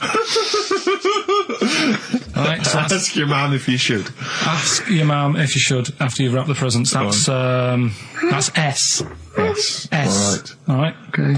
And the last one, a couple of people were arguing in the supermarket at the fruit and veg counter, but it's busy in there because it's Christmas. That's probably what brought it on. So that's B. Right? B. Oh, God. So they're the three. Will I just recap? Yes, please. Yeah, I have no idea. so I the can't first even. one. I don't know what to start thinking. Right, there's a load of letters there asking for advice. Put them on Claire's desk. Have a good Christmas. Have a good Christmas. Second one, ask your mum if you should. After at the prison. S. And the last one, a couple of people were arguing in the supermarket at the fruit and veg counter. But it's busy in there because it's It's Christmas. busy because it's Christmas. That's a B. So they're the three things. It's email only, this one. Please remember that. ricky.gervais@xfm.co.uk. ricky.gervais@xfm.co.uk. Yeah. Brilliant. Carl looks happy with them. He looks he's really very happy pleased, with and them. rightly so. They're cracking. They're good. Yeah, They're good. Pleased with those. So, All right. Is there going to be more Rockbusters in the new year? We're not sure. I'm still, thinking about new ideas that we can do. Okay. Are we starting Ridiculous today? Have you done Couldn't be anything? bothered. Couldn't be Right, bothered. couldn't be out. Look forward to Ricky Dickinson. And he's worried about. He nearly said asked, and he just stopped because he's worried because he's the producer. Yeah, well, I've got to set a standard. haven't Oh dear. Carl, you have, mate. You have. I? So that's that. We've still got to come. Oh, I'll tell you what. Why don't we have a lovely tune, Yeah. right? You make the tea. We're opening these biscuits from Alexandra. Yeah. We'll be enjoying that, right? Maybe segue so we can have a nice little, rest. I don't want to talk through it. It'd be rude. And then we're coming back, and as part of like Parkinson, and Do We Need Them? Do we need them? Yeah. Carl has interviewed an expert on jellyfish. Brilliant. So we've got that. Plus, of course, we've got a two-part Educating Ricky. You've got Educating Ricky still to come. With a Christmas theme or not? And we've still got No. things like the Pogues, John Lennon, Joni Mitchell, just David Bowie. Are you suggesting there's going to be some great music and some Great fun music and chat? some fun chat. Lovely. Let's do a classic. Let's do a big stomp in one of the best Christmas songs of all time, shall we? What are you thinking? Fairy Tale in New York. Excellent. Fairy Tale in New York. Oh, it's always The amazing. Pogues featuring Christian McCall on XFM 104.9, the Christmas edition. Indeed. David Bowie, Everyone Says Hi. It's quite a melancholy feeling about today's show, isn't it, that Christmas? I think there's often... Carl with his Victoria Plum. I want to see a Victoria Plum. I want to know what it is. Does it look like a little gnome? It's a woman gnome. A female gnome? Yeah. A little gnome. Well, yeah. Did your mum collect gnomes? She likes anything gnomes. She likes fairies. She likes Indians. She collects all that stuff. Yeah, and it doesn't matter what it is. What do you mean? You know, like a proper Indian with all the headgear on. Or a Native A American. Native American, She yeah. likes anything with them on. Like, you know, it can be a fridge magnet. It can be Yeah. just A anything. lot of But- Native American wisdom is around the fridge magnet because they think it has special powers of adhesion. Yeah. Yeah, that's you read some of their great works, writings, the great works. Snowbird from Mark Eitzel, part of his covers album. He's so happy that the XFM listeners understand his stupid clues, and he knows it annoys me. We've got some right we'll answers be for giving out the Rockbusters. answers just quickly, just in case someone sort of missed one of them. I'll just quickly do them. Yeah. Yeah, go on. First one. There's a load Short of letters. show. There's a load of letters there asking for advice. Put them on Claire's desk. Oh, a Merry Christmas. Ask your mum if you should. Oh, a Merry Christmas. And a couple of people were arguing in the supermarket. It was at the fruit Christmas, and that's veg why. counter. And that's B. Okay, we'll give those answers out shortly. Yeah. I just have to show you something, Rick, before we move on. I know we've got another Educating Ricky, but someone just sent this in. Yeah. They've been looking on eBay for Victoria Plum. You're joking? Come here and see the photograph. Oh, God, that's fantastic. That's it. Oh, God, he got that for his mum. It's the worst piece of tat I've ever seen. Carl! Carl. Imagine how... Oh, Gutted. Carl. Imagine how... Look, think of him now, right? There it is. That's the worst thing I've ever seen. I'll tell you, it looks like a Diddy man gone wrong. It's it looks like extraordinary. a Diddy man prostitute. That is... Is that the one, Carl? Is that... Well, it was a different colour. It had a yellow at mine. No, but look, how do they get... Tell them they Okay, go into eBay. So you need to log on to ebay.co.uk. I'm sure you've used it before. It's the online marketplace, ebay.co.uk.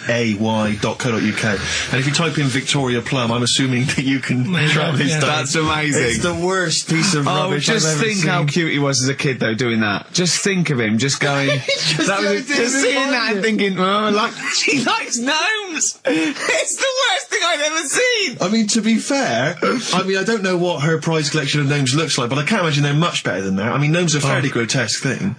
But certainly your mum's taste and discretion is... Did you ever, those houses on your estate, you'd go in there and it was just loads of those dolls still in their packaging all around the room?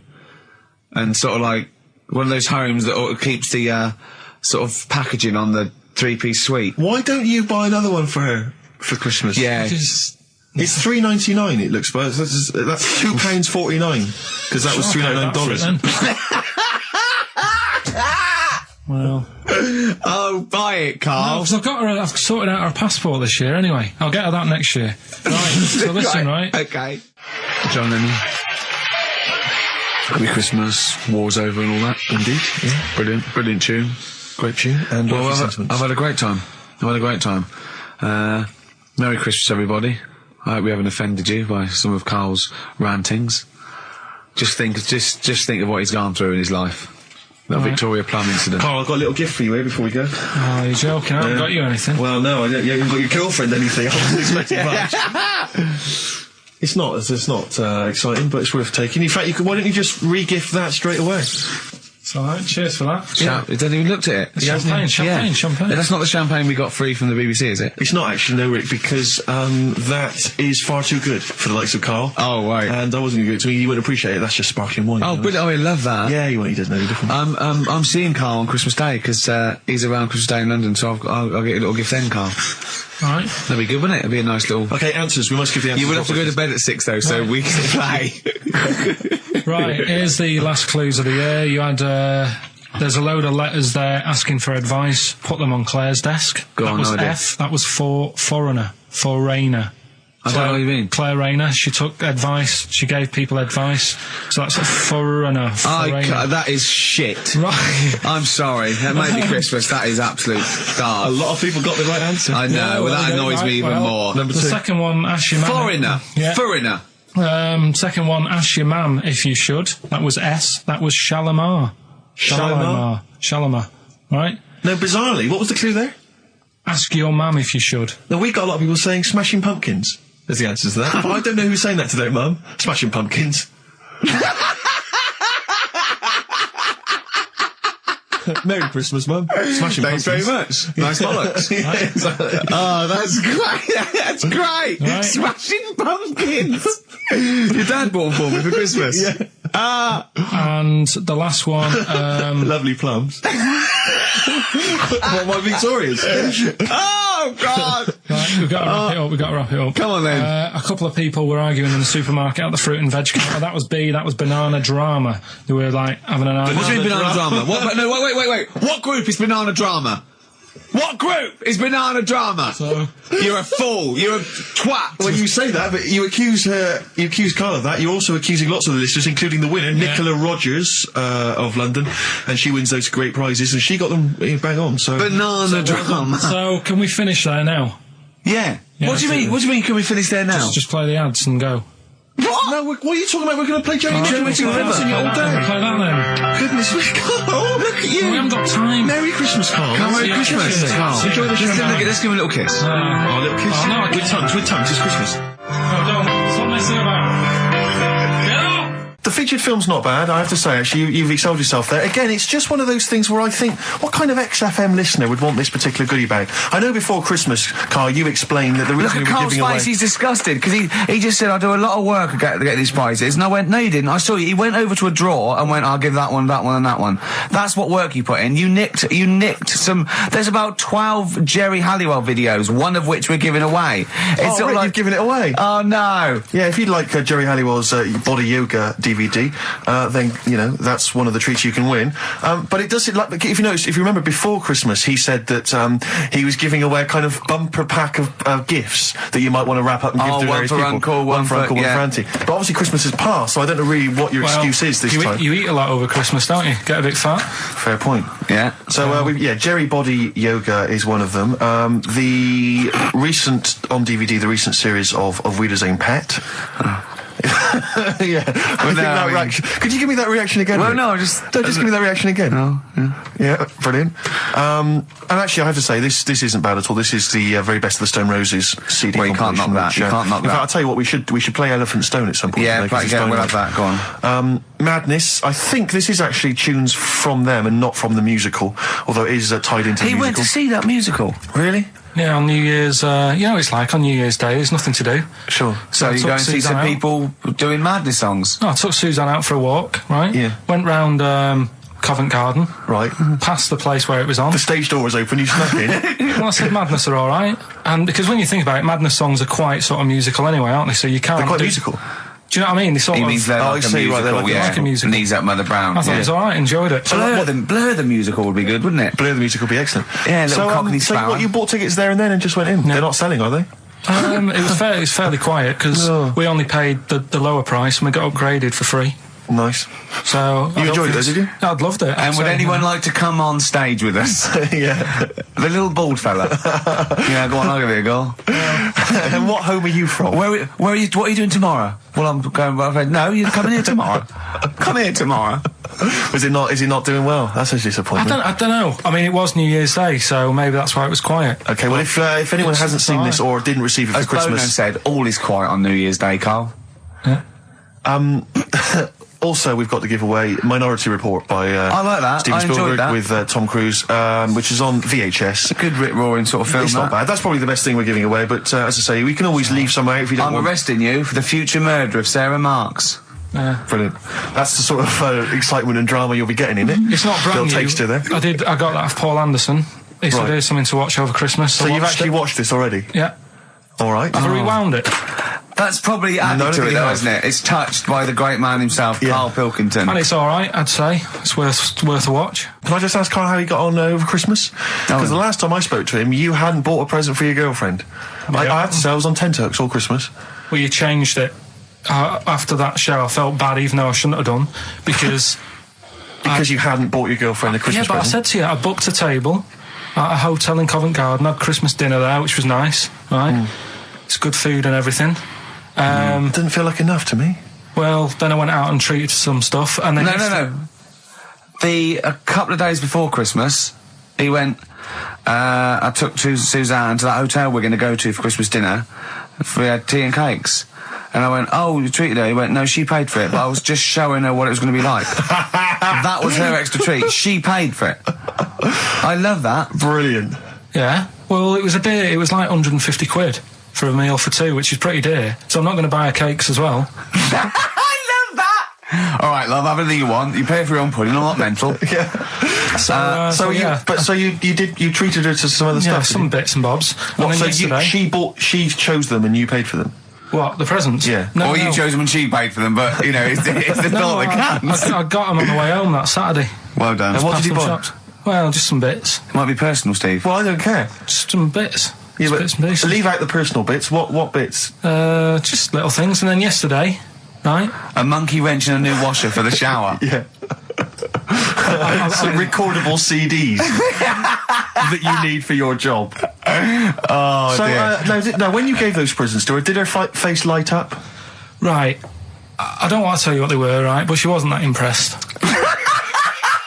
You're going to tell us what they were now, Carl. what they are. You even know what they are. She told you on Christmas Day. Hold on, wait a minute. But All it right. doesn't matter what they are. It does matter what No, they it are. doesn't. It doesn't does, matter. Carl. It's you, mate. Of No, course it doesn't matter. Oh, God! Have you just remembered? Yeah! Right, but there's need. I've got to tell him, Carl. I really want your permission because I don't want to be I know it's not, but we know it's not that embarrassing. It's really quite sweet. Yeah, but in a way, right, the way I look at it is, right, Christmas, even when I was a little kid, right, is not... Please let me tell him, Carl. Well, let me just tell you first, though. Oh. Let me tell you why I didn't go all out on the old present front. All right. Justify yourself. Right? First of all, I've covered it up since then anyway, right, with that present, because I bought her some shoes yesterday, and she did say, I'll give you the money for them, but when I get home, I said, it's all right. I said, you can have them, right? So not only did I buy her some food on Christmas Day, I got her shoes. She's probably had a And total... they feel like a horse.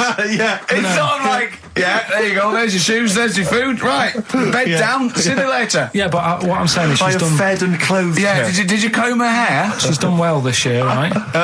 So, the thing She's is... done well this year. It's like you're a single parent living on a council estate with a smack problem, and you still managed to buy them some Lego. When I was a kid, right, it wasn't about what you got. I remember one year when I was about 8, right? Oh, it's going to make me cry, isn't it, this? No, it's not. I'm just saying the way it is, right? I woke up at about 4 in the morning. And I was like, oh, what have I got? And I couldn't sleep. I was that on edge. It's the excitement of Christmas, isn't it? It's like, oh, what's wrapped up? I need to know. Yeah. And it's the fact that people are saying, no, you won't know until tomorrow. Yes. That annoys you and winds you up. Okay. So I got up at 4 in the morning, opened my presents, and then went, right, I know now, went back to bed, had a great sleep. Yes. Right? So it's nothing to do with the excitement of what you get. It's the excitement of not knowing what you've got. And then what happened when you got up to go down with the So presents? what you're saying to me is that you could wrap up a brick because the thrill of Christmas is in hoping and being excited about what it is, not the actual gift itself. Yeah. Is that what you did? Did she get a brick? No, let me tell you now what he got. He got her a present, right? And she said, she came. I said, yeah, he got me. It was an industrial-sized packet of condoms. It was a joke gift. No, it wasn't wasn't a a joke. joke. It wasn't even a joke. I went home that Saturday after the year, past Boots, thought, might have something in here. They were on, like, some value. Right, you passed the Were makeup. they used? Right, but The anyway, makeup. You passed all the other. Past the Feminine makeup, stuff. past the lovely vanity cases. Yeah. The foot spas. Exactly, Yeah, the yeah. bathroom Oh, hold products. on. How much are these, love? For 100? Yeah. $4.99. Yeah. Do I get them reduced if I buy in bulk? So how many did you buy? What was it? I don't know, probably about 100. Right, okay. And is she allowed to use those with anyone? Did you wrap them? Can she just go out and have a wild Well, time you don't with need to them? wrap. They're already wrapped, aren't they? Oh. And then what did she say when she opened them? I No, just- wait. Carl, what did she say? Right, play a record and we'll come back to this. Oh, you're worse than my father. That's genius. Made famous, of course, by Jimi Hendrix. Yeah. That's All Along the Watchtower, as originally done by Mr. Bob Dylan. On XFM 104.9. So, Carl, just take us through the moment where you gave this gift. Firstly, So you went into Boots, right? You thought, all right, 100 condoms, brilliant. Okay, did you wrap it I don't up? know if it was 100, probably 80. Right, okay, yeah. Right. You don't want to go mad, do you? Wrap them up. I'm just resting easy knowing that he's not trying to breed. Right? No. Yeah. So I got her them. I got her Grease on DVD because she's Okay. always watching that. Yeah. Right? Yeah. So just think of when her mum said, what did Carl get you? Some condoms and grease. I was going to say, I'm glad he said on DVD. And she was surprised anyway, right? Because Yeah, I bet she was. no, when she got she was thinking like jewellery. no, So right? that showed her. That surprised you, hasn't it? All right. So hang on, wait a You minute. thought it was a holiday, didn't you? Yeah. Look at your face. You don't know me at all. So hang on. So did you give these on Christmas Day? Right, what happened is On XFM 104.9, I'm Ricky Gervais, with me, Steve Merchant and Karl Pilkington, and a few new characters. Oh, Steve. I can't believe As I that. said, I know you love Moyles and his sort of wacky stuff, and Chris Moyles, one of the Edmonds, greats, one of the and greats. Edmonds, and just all Oh, no, Edmonds. well, I'm going to go along the same sort of vein. I've come up with a couple of. Can I do a little? Can I show you? I'm one? excited. Okay. Well, it always starts with a sort of doorbell. So it goes, ding dong. I go, oh no, hold on, Steve, hold on, Carl. Who's that at the door? Yeah. Hello. Oh, hello. Oh, look, it's Camp David, the right queer gay. Oh, hello. You look all gay today. Is that because it's nice weather? Oh, no, that's not what it means. Oh, have you got a girlfriend, Camp David, the right queer gay? No, but I've got a boyfriend. Yeah. Oh, bye. Right. Oh. Ding dong. Oh, it's another one. Hang on. Another comic. Hello. Oh, look. It's Holy Fuck, the little funny Chinese fella. Wait, that's his name, That's his Carl. name, Carl. Carl. Hello, Holy Fuck. Harold. Right? Yeah. That's so, fine. Mr. Fuck, you can call me Holy Right. if you want. No, I'd prefer to call you Fuck. Yeah. Right? You're right. Nothing You're right. wrong with this so far. No. Have you got a girlfriend, Mr. Fuck? Achoo. Oh, you haven't got that SARS, have you? Yeah. Top No, that's my Right. girlfriend's name. See? Oh, Yeah. that's clever. Oh, just before you go, Mr. Fuck, I've got two things here. I've got a nice trilby hat that you could wear, Yeah. or I've got a little lampshade. Right. Right. Which one do you want to put on your head and Yes. walk around? I presume the trilby. No, but it's not. No. Yeah. Lampshade. Lampshade, of course. yeah. Bye. See ya. See you later. Yeah. I thought they were genius. Can I be honest? I'll be honest. I thought they were brilliant. I thought they were. You didn't steal them off Chris. No, Moyles, did you? no. They're original. They're Because original sometimes characters. Chris Moyles has done stuff as good as that. I know, yeah, I know, but no, these are all mine. So there you go. We'll be hearing more from Camp David, the right queer gay, and the Holy other Fuck, one, the funny the other little Chinaman. What? All right, Carl. Yeah. Is that your sort of humour? It might not be your sort of humour. You just should have run it past me before you did it. Yeah. What one are you worried about in particular? The not Camp David. Well, say his name. No. Say his name. I'm not Which one? I don't know which one you mean. The Chinese fella. Well, I forget who that was. What was his name? I can't remember. Well, if you can't remember, it can't be that good, so we'll leave it. We won't do it again. Right? I'll tell you what I've got, Steve. Oh, what? I'll tell you what I'm thinking. Go on. Right. Do you know, like, TV programmes sort of get rested in the winter? Ding dong. Oh, no. Hang on, who's this? Oh, Go on. hello again. Not now, Mr. Fuck. We're talking. Bye. Is that Holy Fook again? Yeah. Thank God. Look at Carl's face. Right, okay, that's it now. I'm not answering the door anymore. Right, okay, go on. Right. Yeah. Ding dong, ding dong, ding No. dong, ding dong. He's trying to get in. You've got. Don't be impolite, Rick. Come on, Rick. He wants to come in. No, it's too late. It's too late. He's gone away now. Go on. Right. Anyway, what I'm Nice thinking hat. is Rockbusters coming back for a bit. What? What are you talking about? He likes my idea. He likes my characters. He doesn't like that idea. If I Go on, what, Carl? no, what? I was going to say if I came up with With what? Name it. with that Chinese fella. What was his name for again? a I keep sketch? forgetting. But do you not think that Columbo looks like he smells? Would you imagine he smells a bit? He's a brilliant detective. Well, but he's got that dog and he smokes cigars, so I imagine he I reckon smells. he stinks. I reckon he doesn't clean his clothes enough. Oh, I think he has. I think he gets up and washes, but I think he puts I on just a think he's crumpled too old mat. absent-minded. I think he's too busy thinking on solving crimes and stuff. What do you think? Do you think his wife makes him clean his pants now and again? I think they're quite a bohemian couple. I'm not sure she's really interested in that. I think she's got her own mind. Maybe she's a painter or something. No, maybe she's losing it a bit, and he's a bit embarrassed by it. Yeah, that could be the truth. And she's probably incontinent, so while she's ironing his trousers, she just all over them, and he goes, Yeah. "Oh God, she's shatting my pants again. I gotta wet it up." Yeah. Yeah, so that's what. Oh, ding dong! Hang Who's on, that? who's this? Oh, hello! Oh, look, it's David Gray, the bent piano player. Oh, all right. I thought it was going to be Columbo. That would be the joy. Ding dong. My wife loves you. No. Hello. Oh, I don't believe it. Look who's turned up, Carl. Let me see what we've got Is here. Dickie Anderson called in yet? Sadly, nothing from Dickers. I think I might make him one of my hilarious sort of comedy characters. What do you think he would sound like? What would he sound like? Sort of probably like that. I think. Ding dong. Hello. Hey, it's Dickie I Anderson. can't believe it. Your show's rubbish.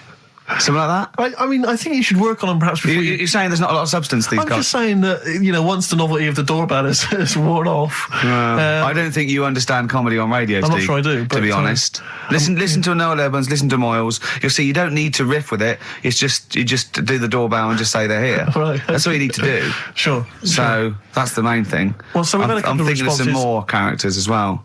We'll keep working on those. Yeah. Marcus has emailed. He says no to Rockbusters. He hasn't heard it, but it sounds rubbish. Believe me, you couldn't be more right. Well, does The Office sound good as a title? Right. This is someone else. Don't bring back Rockbusters. Please, can we have more Holy Fook? You're not pronouncing it right, I Steve. know. I was just a bit edgy there. It's Holy Fuck, the little Chinese fella. Holy Fuck, the little funny Chinese fella. Ding dong. Oh, who's that? Oh, it's a posh bloke who doesn't care about poor people. Hello, posh bloke, what are you doing? I'm in my Rolls Royce and I don't like the homeless. Oh, posh bloke, don't be a... You want to do that? Satire. That is satire. Yeah. There's nothing like So it's it. political as well. I'm getting in Oh, well, there's so political many. Don't things. even begin to show off. I mean, I the was showing that subtext. some foreigners are funny. I got in the fact that, like, if you notice that Chinese people wear different hats to us. Yes. So that's political in a sense. Yeah. So, if I'd have done a character called Tourette's Boy, friend of the little Chinaman, and it went, ding dong, oh, look, it's Tourette's Boy, friend of holy fuck, holy fuck, you'd have been annoyed. Do you know what I mean? Oh, who's your mate, Tourette's Boy? Holy fuck. You'd have been annoyed, wouldn't you? Is that a character from Lenny Henry's show? I can't remember. I can't remember whether it's Chris Moores or Lenny Henry. Yeah, one of them. Well, I'll bung a song on. And wow, yeah. I love the fact that he was taking the piss out of your voice. I'll bung a song on. Hey, it's tripe and cow wheels tonight. Not as griddling as gravy. To be honest, Carl, let's be honest. If Ricky Gervais can get voiceover work, do you know what I mean? There's got to be a place for me. Where do you think the place for him is? Well, look, right, you were talking about your face on the poster. It's not all bad, because I read something last night that can help you out. Right? And it's amazing. So we're talking about that. Play a record, Carl. So a little surprise for you there. That's Coldplay here. They're live through there. Thanks. Can you hear me? Can you hear me? Yeah, brilliant. Do you want to say a few words? Do you want to I'll have a quick word with Chris, lead singer Chris. Chris, good to have you here. Hello. And how's it going with Gwyneth Paltrow? Brilliant, yes. She's a lovely lady. Yeah, no, I thought so, yeah. I saw her in Shakespeare in Love. She's good in that, isn't yes, she? if you would pass that on to her, just say I enjoyed that. It's going alright. You going to get married or? Yeah, so I marry either her or that Julia Roberts woman. Yeah, either one is good. Yeah. I know you're on holiday at the moment in Hawaii. I read in the paper today. No. You're actually here? I'm actually here. Okay. Got to go now, got to go. Alright, just a couple of quick See you later, Chris. Yes, see you, Ricky.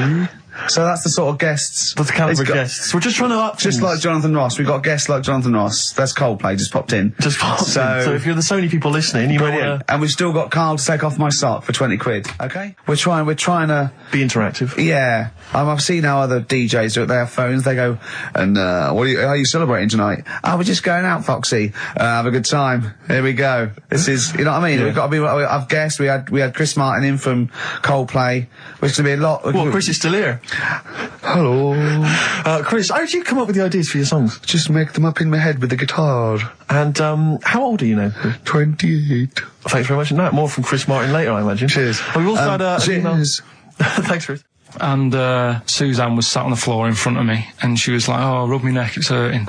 So I thought, and I hate doing that. It really it bores me. Well, right? she's your girlfriend, for goodness sake. I know. Dale Winton's different. You're getting paid for that. Go on. So I thought the only way to shift her, I'll let one go, right? So I did that. I love that. It's such a loving relationship. I love that. That's great.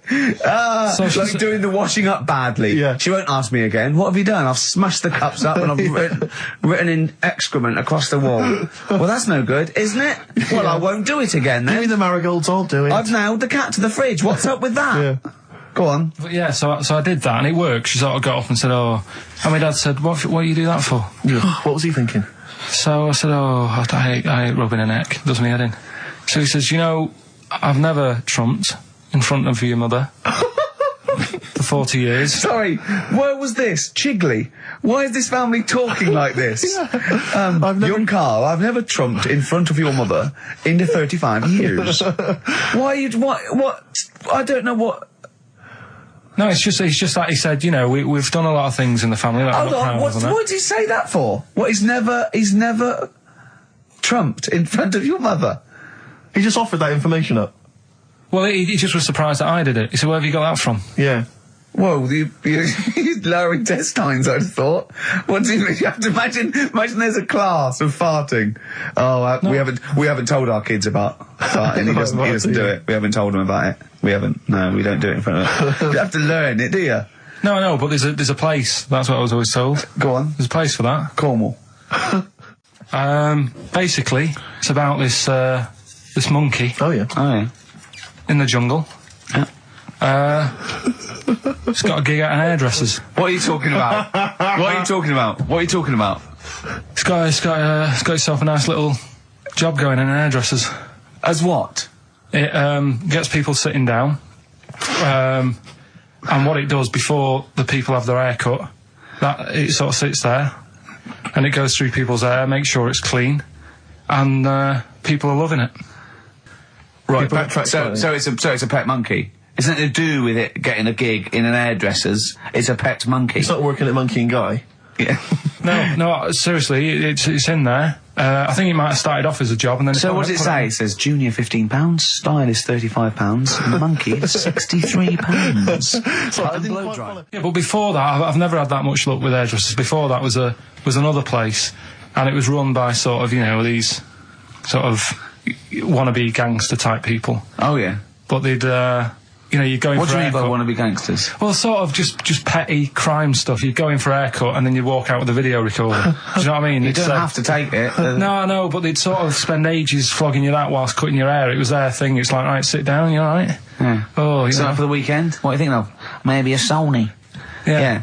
So that's when I stopped going there, because it was like, just what a haircut. I don't want to be hassled. by Which one said that you had the hair of a Chinaman? It's the fella who worked in a railway station haircut. Well, you should saloon. know. I mean, he's been around a bit, clearly, if he runs a shack next to a railway station. Oh, It's dear. like, the two of you are just, you are like children. You're infants. Your mentality is ludicrous. And you're embarrassing us in front of our special guests. Oh, yeah. I can't believe it. Now, of course, last week we've some had, tattoo here. we've had a number of letters, Rick. I'm just reading them now. Saying, Okay. last week, loved your interview with Chris Martin from Coldplay. Yeah. Genius. Another one here. Great insight into the man who wrote Yellow and Clocks. Yeah. Fascinating. Yeah. Steve Merchant's interview with Chris Martin was amazing. He showed his own TV show. Yeah. Just some of the letters we've received, Rick. Yeah. So this week, we're very lucky to have with us Russian pop act Tattoo. Round of applause for them. Hello. Lovely to have them here. Tattoo. Now then, of course, there's been much controversy that your kind of lesbian shtick is just something to try and whip up some press attention. Yeah. Is that We are proper lesbians. We love fanny more than cock. Okay, brilliant. And Tattoo, lovely to have you here. Thanks for coming. Yeah. Now then, you've got some live gigs, I understand, planned. Yeah. Duh. Okay. I can't help but notice that you sound, dare I say it, Tattoo, you don't sound so much Russian as German. No, we cannot do the accent properly. Okay. And, Tattoo, it's a joy to have you. Thanks for coming down. Yeah. And finally, your lesbians would, for instance, either myself or Karl be able to convert you from your lesbian ways? We like the muff so much that the knob is no good for us. All right, well, thanks very much, Tattoo. Yeah, thanks, Tattoo. Thanks very much. Cheers. Extraordinary. So- Next week, share. Brilliant. So if you've got any guests, special guests you love us to interview, then let us know. Ricky.gervais@xfm.co.uk. And we'll try and get there. Oh, dear. Play a metal card. Rockbusters answers next. I was going to say, well, do you want to do that? No, let's do it next. After the Just record. was going to say something. What were you going to say? About gays and that. What? In a bit. What were you going to say? Oh, we'll look forward to that. I say to you, I'll see you at 8, right, in this restaurant. I'll turn up at the door. It's a bit of a posh place, right? So he's Steve Merchant in, and the waiter sort of goes, I don't know. What does he look like, right? And Where's he from? Just a little French fella. Oh yeah. And what does he look like? So the thing I'd pick up on first, tall lad. Tall, yeah. And then he goes, oh, well, you know, we got lots of tall people in, right? And I go, big eyes? Big eyes. Yeah. And then he'd go, yeah, he's over there. I'll be honest with you. I mean, you can have dinner and you can buy me dinner. I'm not sure you're going to get anywhere with me. If you're slagging me off. No, I'm not slagging you off, though. That's what I'm saying. I'm just using what comes to mind when Can I just... Tall and big eyes. Can I assume that they know, like... Could I say, like, easiest for me, I'd say, looks like Reg Varney from On the Buses. Would they understand that? Can I use sort of, like, kick references? He's 30-odd, this waiter, so he'll... Yeah, so I go, right. oh yes, it's Reg Varney, he's sitting over there. Yeah. So he went right. German towards the end. What do you mean? What annoys you about that? What? Sexual relations all night. The concept. Or people keep you up. Is it your next door neighbours or something? No, just that thing of people who say, oh, was that it all night last night? Who says that to you? You know, lads who think they're, they think they're a bit of a lad and think that means it's good. Well, like Sting and his tantric sex.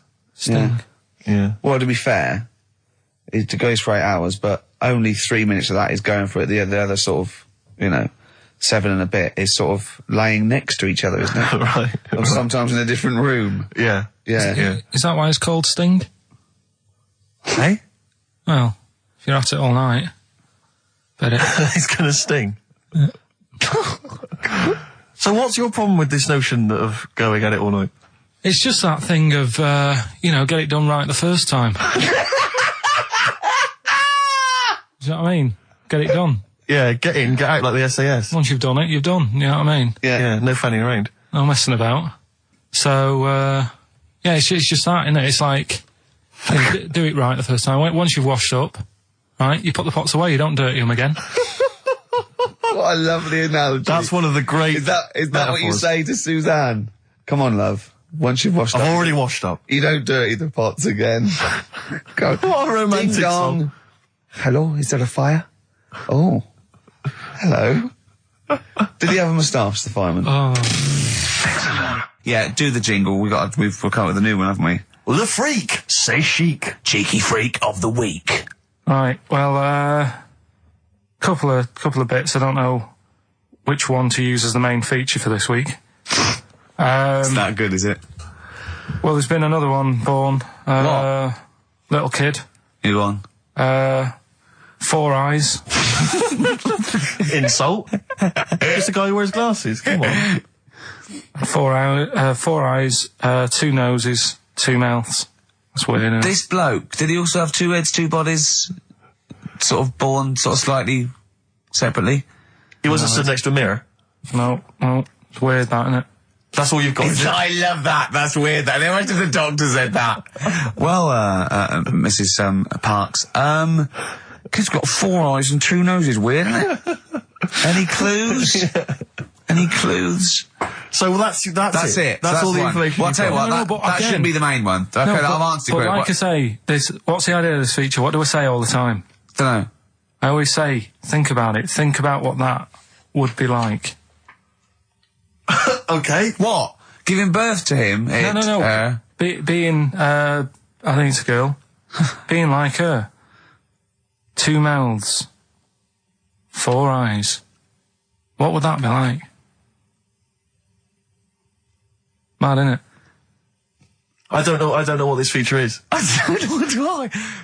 Yeah. So if just you say think don't smoke she's cool, cigarettes. If you think she's if you cool- think all this is cool, then you probably won't want to smoke cigarettes. If Exactly. you want to be cool, Yeah, then like don't- Isabella or whatever her Except name the is. thing with that is that people watching that, the youth watching that will go, well, Bill at my school, he smokes and he's cool. Exactly. Yeah. Well, this is the problem with it. Yeah. It's not that the impulse is wrong. The message is fine. It's just this thing I can't imagine those things ever working with young people. No. With youths. It's like when you know, what was it? What it will do is that you'll get a lot of 13 and 14-year-olds sneaking out and getting a tattoo. Exactly. So the parents be going, I'd rather she smoked. Exactly. She might give that up Yeah, I know, sometimes. That's for life. She's got a spider's web on her face now for the rest of her life. Yeah, exactly. Yeah. But it's like you remember that thing when they tried to get young people to vote.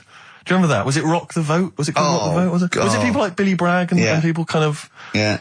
I don't know who that appeals to. I don't know, some youth is kind of smashing up a bus shelter, throwing bricks at old He people. goes, and "Oh, they went, Billy- what's that, Billy Bragg? Billy Bragg, yeah. I just can't. I don't believe it ever. I think it was Mick Hucknall was another one. What's that, Mick? Oh dear. Well, I remember the ones where you just, if you were going to go off with a stranger, your cat went, well, don't. Yeah. Ask mummy first. Yeah. And I remember I was trying to jump in cars left, right and centre, but my cat, when I was like 5 or 6, would go, and I go, good point. Yeah. You're right, he could be a nutter. But I seem to remember the Charlie's. The Charlie Says. It was Charlie Says, wasn't it? Yeah. Charlie Says. Charlie Says. I always find them really unnerving. He lived in that really eerie kind of world where you never really saw cartoon. anyone. Yeah, but it was very it was very eerie. It wasn't a very kind of comforting No, world. they hadn't spent a lot of money on the cartoon, have they? No. But I always got the sense with him that he was probably really quite lonely. But I like the fact is that And he had a cat, Mummy and was the cat so could talk. pleased. But by the time I came out, they'd gone off and I missed the picnic. But Mummy was so pleased that I'd asked her. She gave me an apple. No, I think and she said- Charlie got something he liked. He gets a fish, right? I was thinking, an apple? No, I seem to remember it being that... I'll get an apple anyway. Get me some sweets. Yeah, or a tattoo. I always thought it was a con when your parents got you some clothes you needed for Christmas.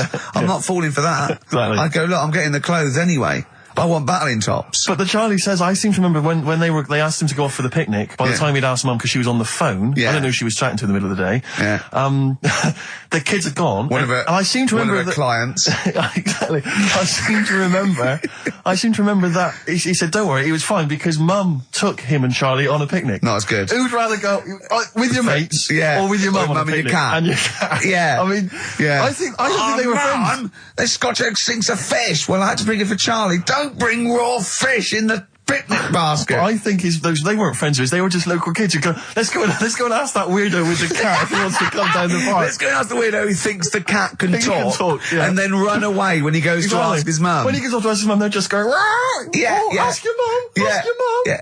Hello, hiya. All right, we're the local lads, the cool local lads. We smoke, we got tattoos. Do you want to come and play with some puppies in the disused mine? Ask your mum first. Quick, run. Exactly. So he's talking to the cat. Look, he's talking to the cat. They were just round the corner spying on him. They were just laughing. There was no picnic. If you don't like London, you know what to do. Well, Oh, I'm trying to get out of here, aren't I? we just bought a new flat. That's not the best way. Buy a flat in Manchester, live there. Doesn't matter. I can always rent it out and make a little bit of money. Why don't you sell the flat in London and buy a street in Manchester? Pilkington Avenue. You could literally be the lord, the king of that street. People could come to you like Solomon with their problems. Yeah. Well, he's come up from London. He's got London ways. Tell you what, Steve. Go on. You know what I did find out in the week? Yeah. World record, right? Person with the longest trump. With the longest what? Wind. Fart. Right. Right? 2 minutes 42 is the world record. Okay. Right? Well, I'm immediately thinking about a relative of yours who I'm sure did longer than Who that. still lives in Manchester. Auntie Nora. Now, Auntie Nora did it for 5 Reportedly, minutes, wasn't it? starfighter for 5 minutes. But unfortunately, she was the only person in the room. Whereas I think, which one's alive, Ross or Norris McWhirter? I don't know, actually. He has to be there. Yeah, I think he actually has to He'd be have present. to be there. Would you want to be there? Well, he'd have sort of equipment, looking at his watch, going, finish? You go, yeah. He goes, well, that was 4 Did minutes. she go 59 from like a seconds. size 10 to a size 6? Did she show some old dresses? like a hovercraft. Exactly. In a big dress. Yeah, Just yeah. slightly off. Yeah.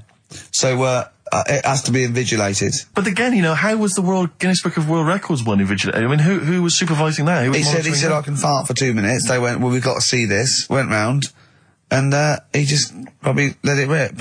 It's probably circular breathing. He's probably sort of sucking in air and swallowing it as he's going. And it's a continuous one, isn't it? The reason I did this Yeah. was to get that kitchen, right? Now, Brilliant. as we speak now, right? Builder's in the flat. He's been annoying me. Of course he has. Of course he has. What's he been doing?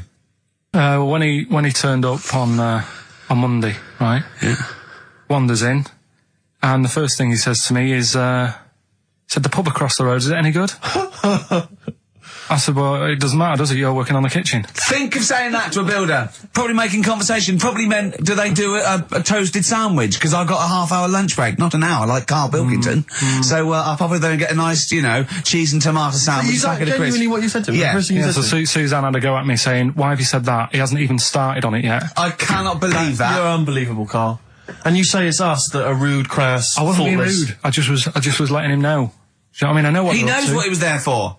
He had it down on his little docket. Do the kitchen this week. Yeah, but- He didn't come there and go, what did I come out for? Was it to go to the pub for a week? Why am I wearing these overalls? Yeah. Who's the little bald mate twat insulting me? Let me just check. Let me call the head office. I wasn't having a go though. I mean, they should have finished it yesterday, and they're Yeah. there now, right, Yeah. on their own. And what annoyed me is they turned up late today. Hold on, Carl. I've just realised something. They're probably listening to the radio. This, I assume, tuned to XFM, isn't it, in your kitchen? Yeah, but they don't know it's me, do they? You know what I mean? No. They'd go, he's got a whiny mank voice as well. So's the bloke who owns this place.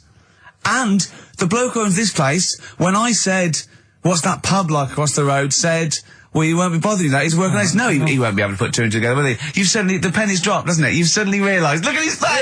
Yeah. He's suddenly realised they might know it's him. And they could be listening, and they're going to clean you out, mate. Oh, if you are the builder working in, where is it? I won't say the address, but it's, Central London, isn't it? yeah. Go Yeah. mental. Have whatever you want. Opposite Seriously. that pub that you Yeah. like, that you're, He'll probably be in there now, so he won't be listening. oh, insulting You know what I mean? a That's a further British insult. workman. He should So have been in just go today. mental. He should have been at 8 this morning, Just which annoyed go me anyway. mental. Why? I really don't understand why they've got to start so early, right? Yeah. But he said he'll be there for 8, turned up at 9:30, right? Wanders in, and what annoys me is, he could have left all this downstairs. He had a paper under his arm, Yeah. one of those crossword books, and a pot noodle. Now, I'm not being funny, but most of them take up quite a bit of time. A crossword book, he's not happy with just the one that's in the paper. If you're listening, if you are the builder that's listening now, doing Carl's flat, what about pissing in the laundry basket? Longview and further on XFM 104.9. Ricky Gervais, Steve Merchant, Karl Pilkington. Yeah, yeah. The Holy Trinity. Yeah, going well at the moment. Not bad, not bad. You were just talking about foreigners. Love 'em. And I'll tell you something, I've been meaning to ask you this for a while, because I know you're a very well-informed man. Yeah, political and sort of liberal and that. Yeah, yeah. How does Chinese work?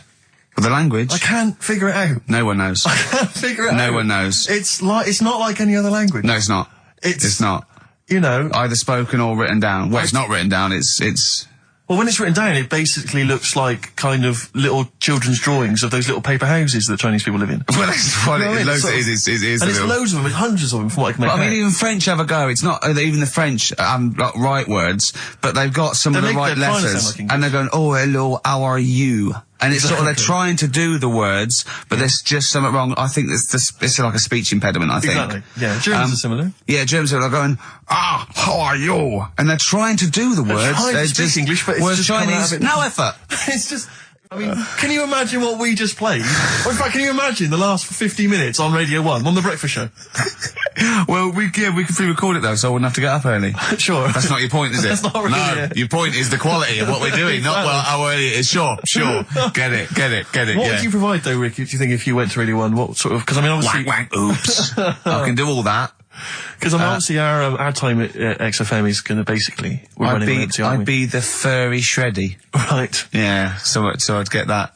Would you have some wacky catchphrase? I think I would. You'd bring back Holy Fook, presumably. Holy fuck, yeah. Oh, ding dong. Oh, hello. It's my little Chinese neighbour. Hello. What's your name? My name is Holy Fuck. Hello. Look at Carl. He looks just going, oh, I know, God. like, you didn't even do the Chinese accent that time. Well, that'd be racist. Okay, sure.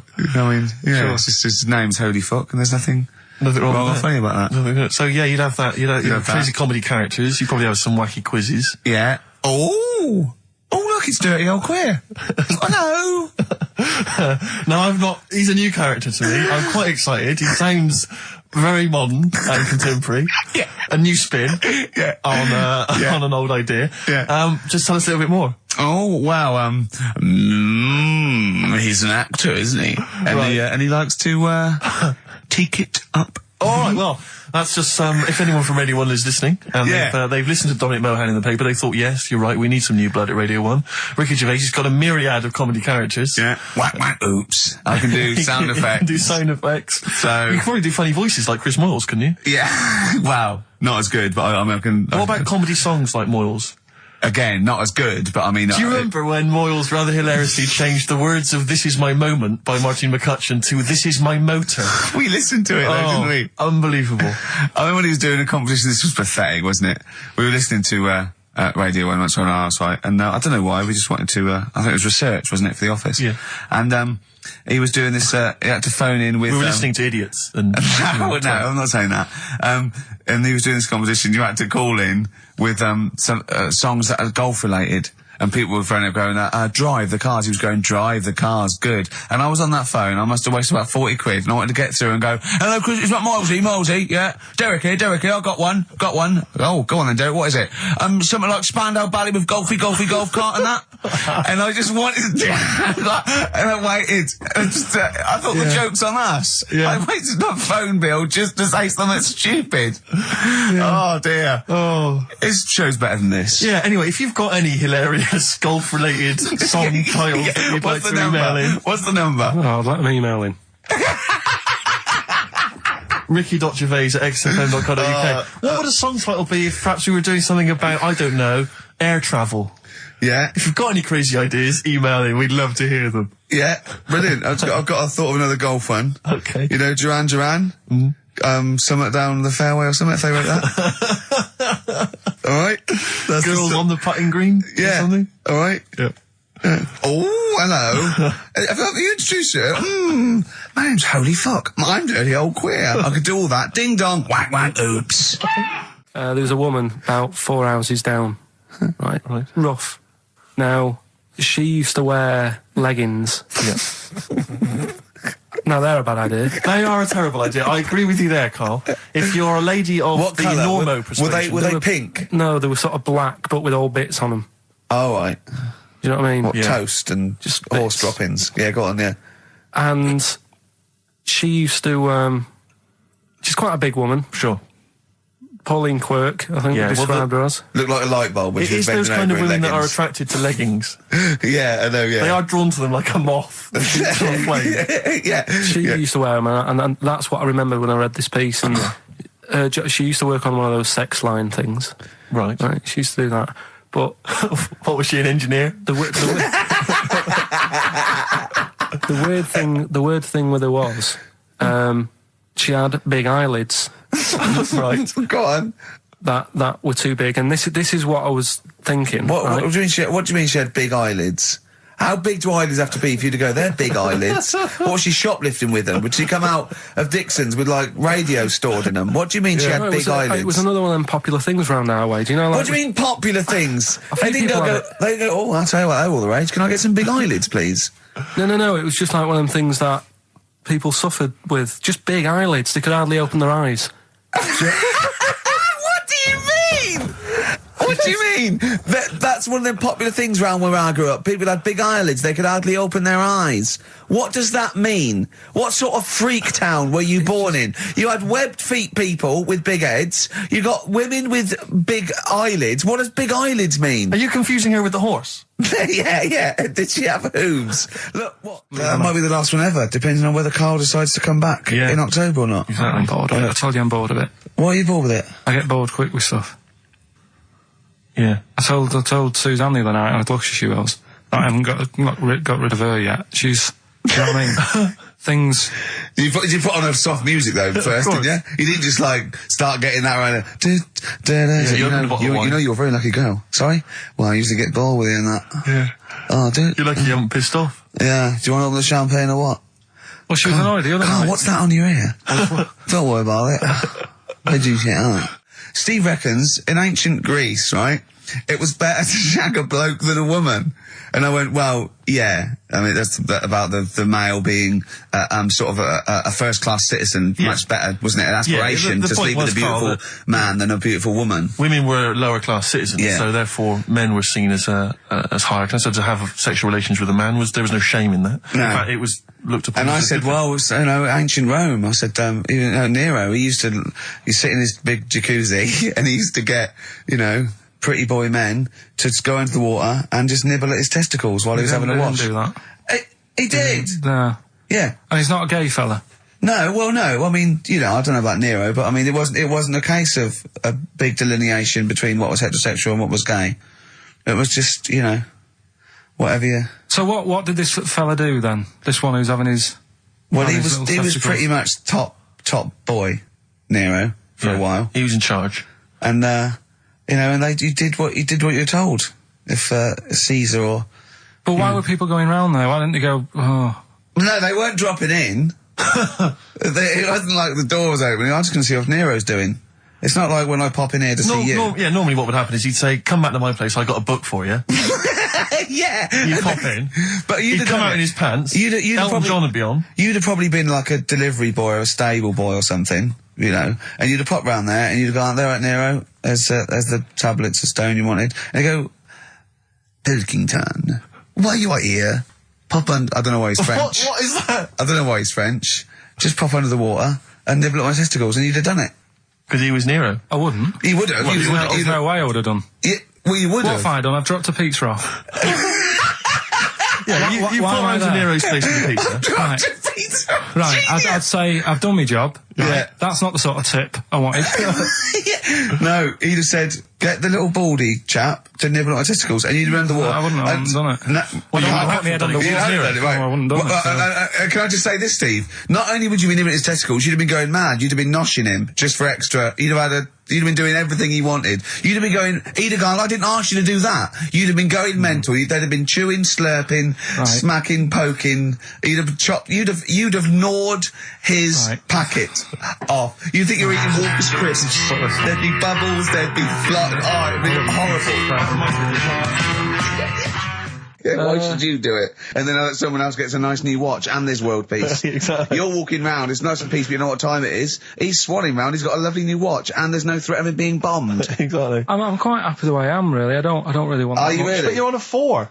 Yeah, You're on a happy scale of 4. Yeah, you're on a 4. Surely you want to get to 10. Surely the point of life is to be on 10. Yeah, but what's a 10? Do you know what I mean? No. What's a 10? Contentment, absolute contentment, joy Bliss. in your heart, Yeah. inwardly and outwardly. Not walking around with a little round mank head with your mouth open going, what's the point of that? I've done it once. Is that why you've still got all the condoms? You go, I've done it once. What's the point of that? Alright, we're gonna get everything. Some air gel. Come on. 10. Just one thing that would make you happy. That would cheer you up if you were feeling low. Tuesdays off as well? I'll have the MD just, resign straight away, shall I? I honestly don't know what would make me happy just like that. Because I am happy. I know you say I'm fed up and that. Do you know But- what? Do you but I know am what he fed- said? I'm alright. He wouldn't want to be too rich. He said because if I was too rich, then Suzanne would say, "Let's go around the world." He said he wants to be rich enough so they're happy in that they got their bathroom and everything, but they still can't afford any more holidays a year. Think of that. Think of that wish. Think of that capping your wishes. Yeah. Do you know what I mean? Putting a ceiling Yeah. on your ambition. I love it. It's genius. Look at his face. Play a record. You're an It's idiot. like if you'd won that ticket round Charlie's chocolate factory and he'd said, actually, Carl, I want you to take over the factory. It was a test. You'd have said, I just wanted to look around the chocolate factory. Yeah. I'm happy to go back and live. No, he'd have said, poor. I'll work it, but I'm not working Mondays. Exactly. Play a record. Imagine giving a chocolate factory to a kid. I know. Idiot. Give it to the fat one at least. He'd Yeah. enjoyed it more. It's, Carl's got a theory that Chinese people don't age well. This man was a Chinaman, right? And he was 120 or something. Yeah.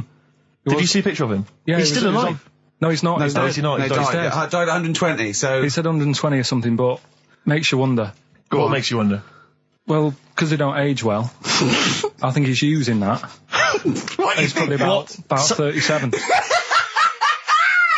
Oh, God! Honestly, we walk down the street, right, and we see an elderly Chinese person, Yeah. right, and Carl would go, I just think he is. Yeah. Like, it's not... I don't understand this notion that Chinese people don't age Yeah. well. I don't know where this has come about. No, I mean, I'm not having a go. No, right? of course not. I never want anyone to think I'm like having a go at them. But they are really good looking and they're healthy and that. Till they're about... I've never seen one, right? Can you scared now. can you tell me if you've seen a Chinese person No. who's about 30? What? It's either 20 or 50. There's no middle ground. This is what I came back for. This is 2 hours of absolute drivel from sorry- the brain of Karl Pilkington. Let me just check something. So the Chinese gentleman who died recently was 130. Your theory is... Sure. Your theory is that he's maybe in his late 30s, early 40s. Yeah. This is an elaborate conspiracy on his part, because obviously whenever they talk about the oldest people in the world, it is always a Chinese person. Yeah, Invariably. they do, yeah. I mean, they seem to win that Again. every year. Go on. So your theory is that in those small backwater villages in China... Ross McWhirter comes to a little Yeah, village. they go, the and Guinness he guy's go- on the he way. goes, well, until recently, the oldest person in the world, how old are you? And they're so embarrassed, because they think they look about 120, they go, 120, they go, really? They go, yeah, can I have his birth certificate? No. In fact, I think this Chinese bloke it wasn't verified by the conspiracy because he didn't have his papers. Didn't have his papers, no. So... Is this the same one or a different fella I think it trying might it be on? the same guy, I'm not sure. Trying it on. So there's a huge conspiracy amongst these Chinese villages that every when time... you get to about 50, say you're 70, because no one will believe us. Well, if you can confirm or deny that, then please email in ricky.gervais@xfm.uk. This is the Racist Show on XFM 104.9. Call in if you're anything less than a little mank. The Jamaican fella would love to live there, Go on, but it's a little bit pricey, go on. right? That What was the initial? DS. Deer Streets. Right? What? It's a Deer Street to live on. Deer Streets, oh yeah, I haven't heard of them. They're a band. That's Dire Straits. No, it's not Dire Straits! It's not Dire I'll Straits! say- Deer Streets! The Jamaican fella. Go would on, love to live go on, there. make it sound like that. Like Deer Streets. Deer Streets. Do Dire it again. No, it's Straits. still not. Keep going. I haven't got it yet. Go on. Deer Streets. Deer Streets. They got that one as well, so... All right, well, let's hear the one they did Can I get. do an impression of a Jamaican fella saying Dire Straits? Right. Dire Straits. The first It's not one the same. did a little pirate radio show from the got kicked out because they found out, and apparently I put the station at risk because all the stuff could have been taken off us. But from Little Acorn, 16 years later, he's on a show with less listeners. Yes. Brilliant. Can you imagine if you've gone into hospital, you're already pretty depressed, there's the fear of these bugs, super bugs in the hospital. Yeah. Maybe you've got some quite serious illness, you know, Yeah. you don't know if you're going to make it. His voice is what you hear to cheer you up. All right, weird, isn't it? I saw a programme about a parasite the other night. Yeah. Apparently, they get in through your eye and eat their way up through your genitals. Anyway, You here's think you've got it Radiohead. bad? Yeah, exactly. Play a record, Carl. Bit of Stone Roses, yeah. Oh, Fool's Gold. Classic. All he saw was the name of the band that this email was promoting. So all he saw, all Carl saw, and you can imagine how excited he was all he saw was half man, half biscuit.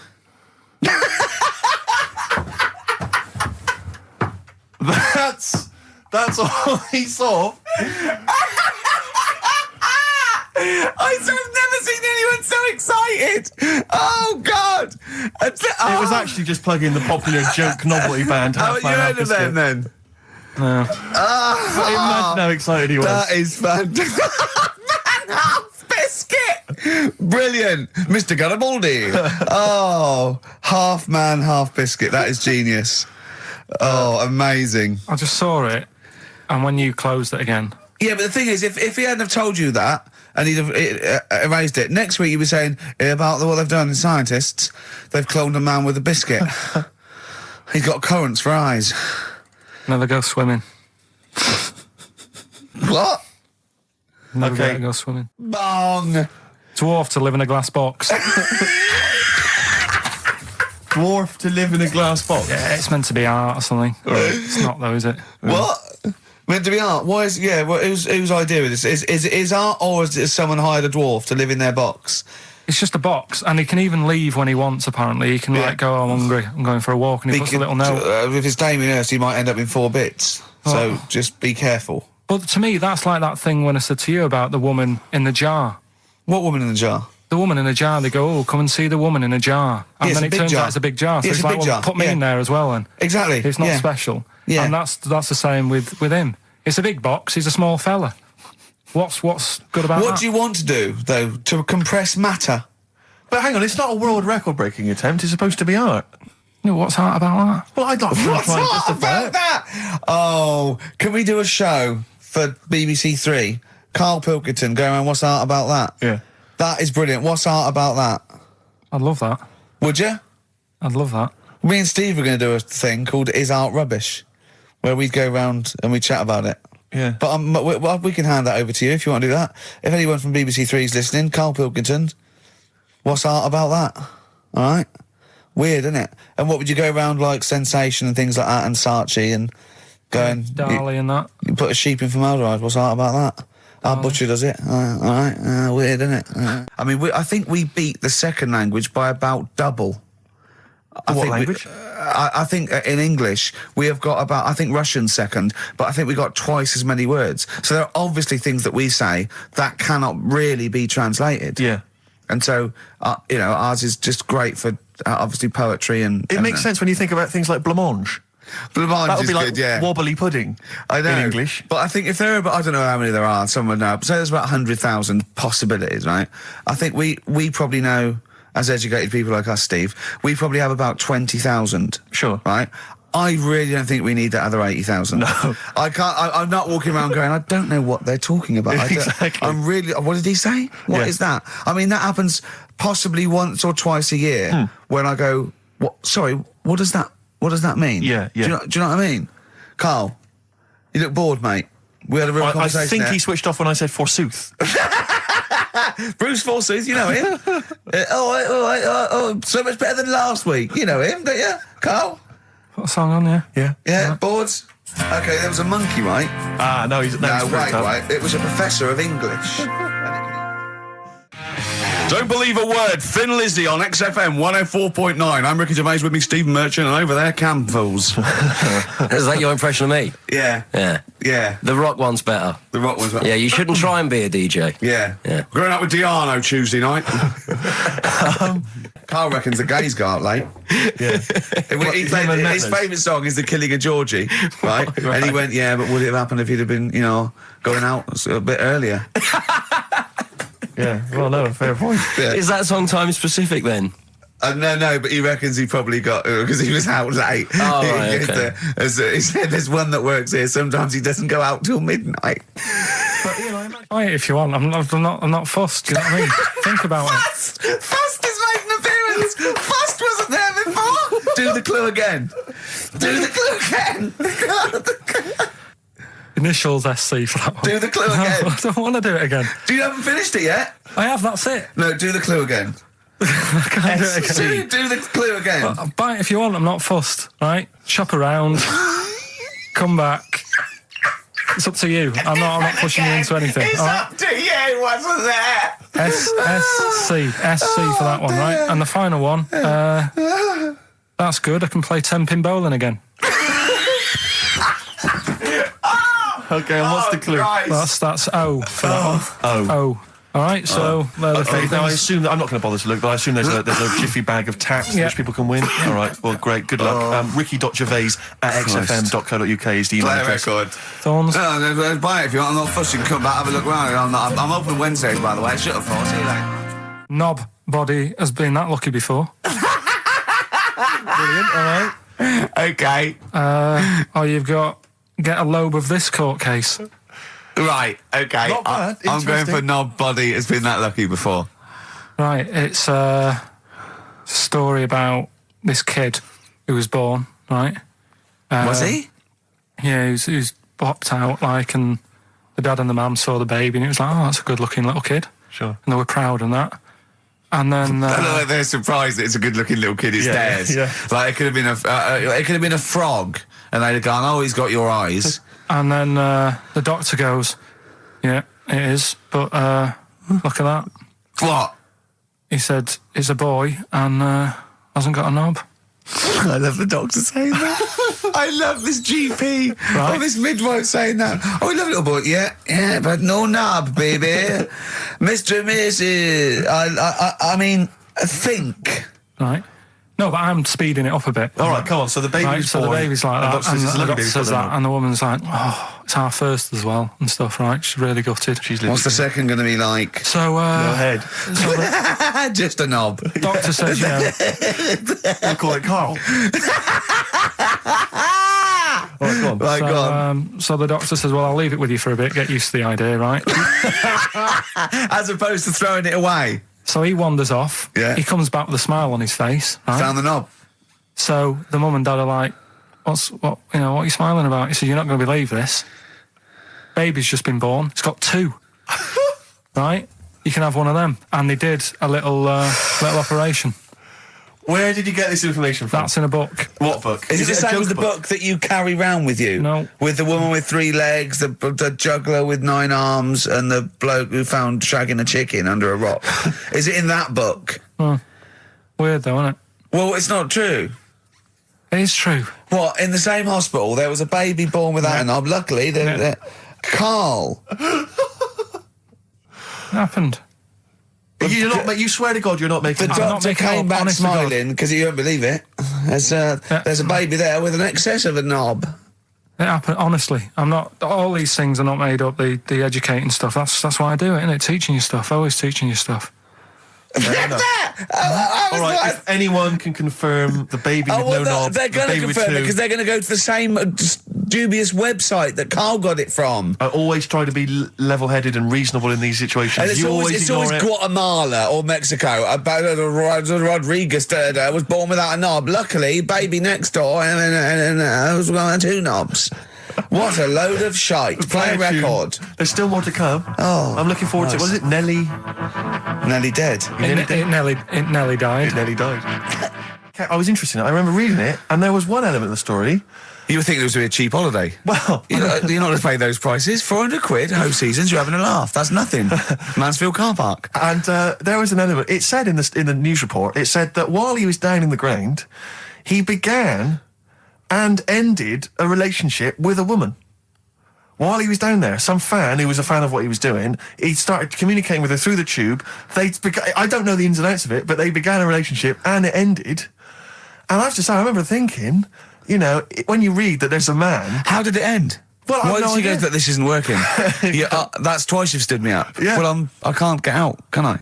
I remember thinking at the time, you know, I was not the sort of the ladies' man that I am now. I remember at the time reading it and thinking, there's a bloke, you know, he's pulling women 10 feet underground through a tube. Through a tube. I'm out and about with some of the most expensive hair products on the market. I've got to sit down and ask myself some very serious questions. Oh dear. Extraordinary. I don't know if he did the world record attempt. I don't know if he broke it.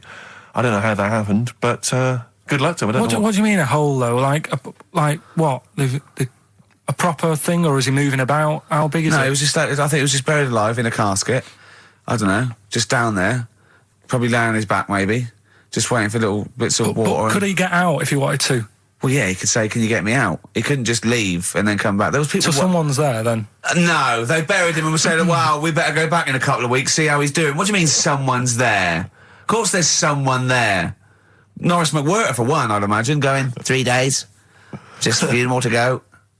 And why in is it Norris or who's alive? Ross or Norris? I think it's Norris. Right, You're thinking of, yeah. Dick's son, yeah, he was a barber. Barbara Dixon, right? Dixon. Well, again, Barbara Dixon. Right, Her name wasn't Barbara Dixon, was it? So that's that one. Did Ronnie Corbett ever say, "Ladies and gentlemen, Miss Barbara Dixon"? Second no, one. never did he? He never did.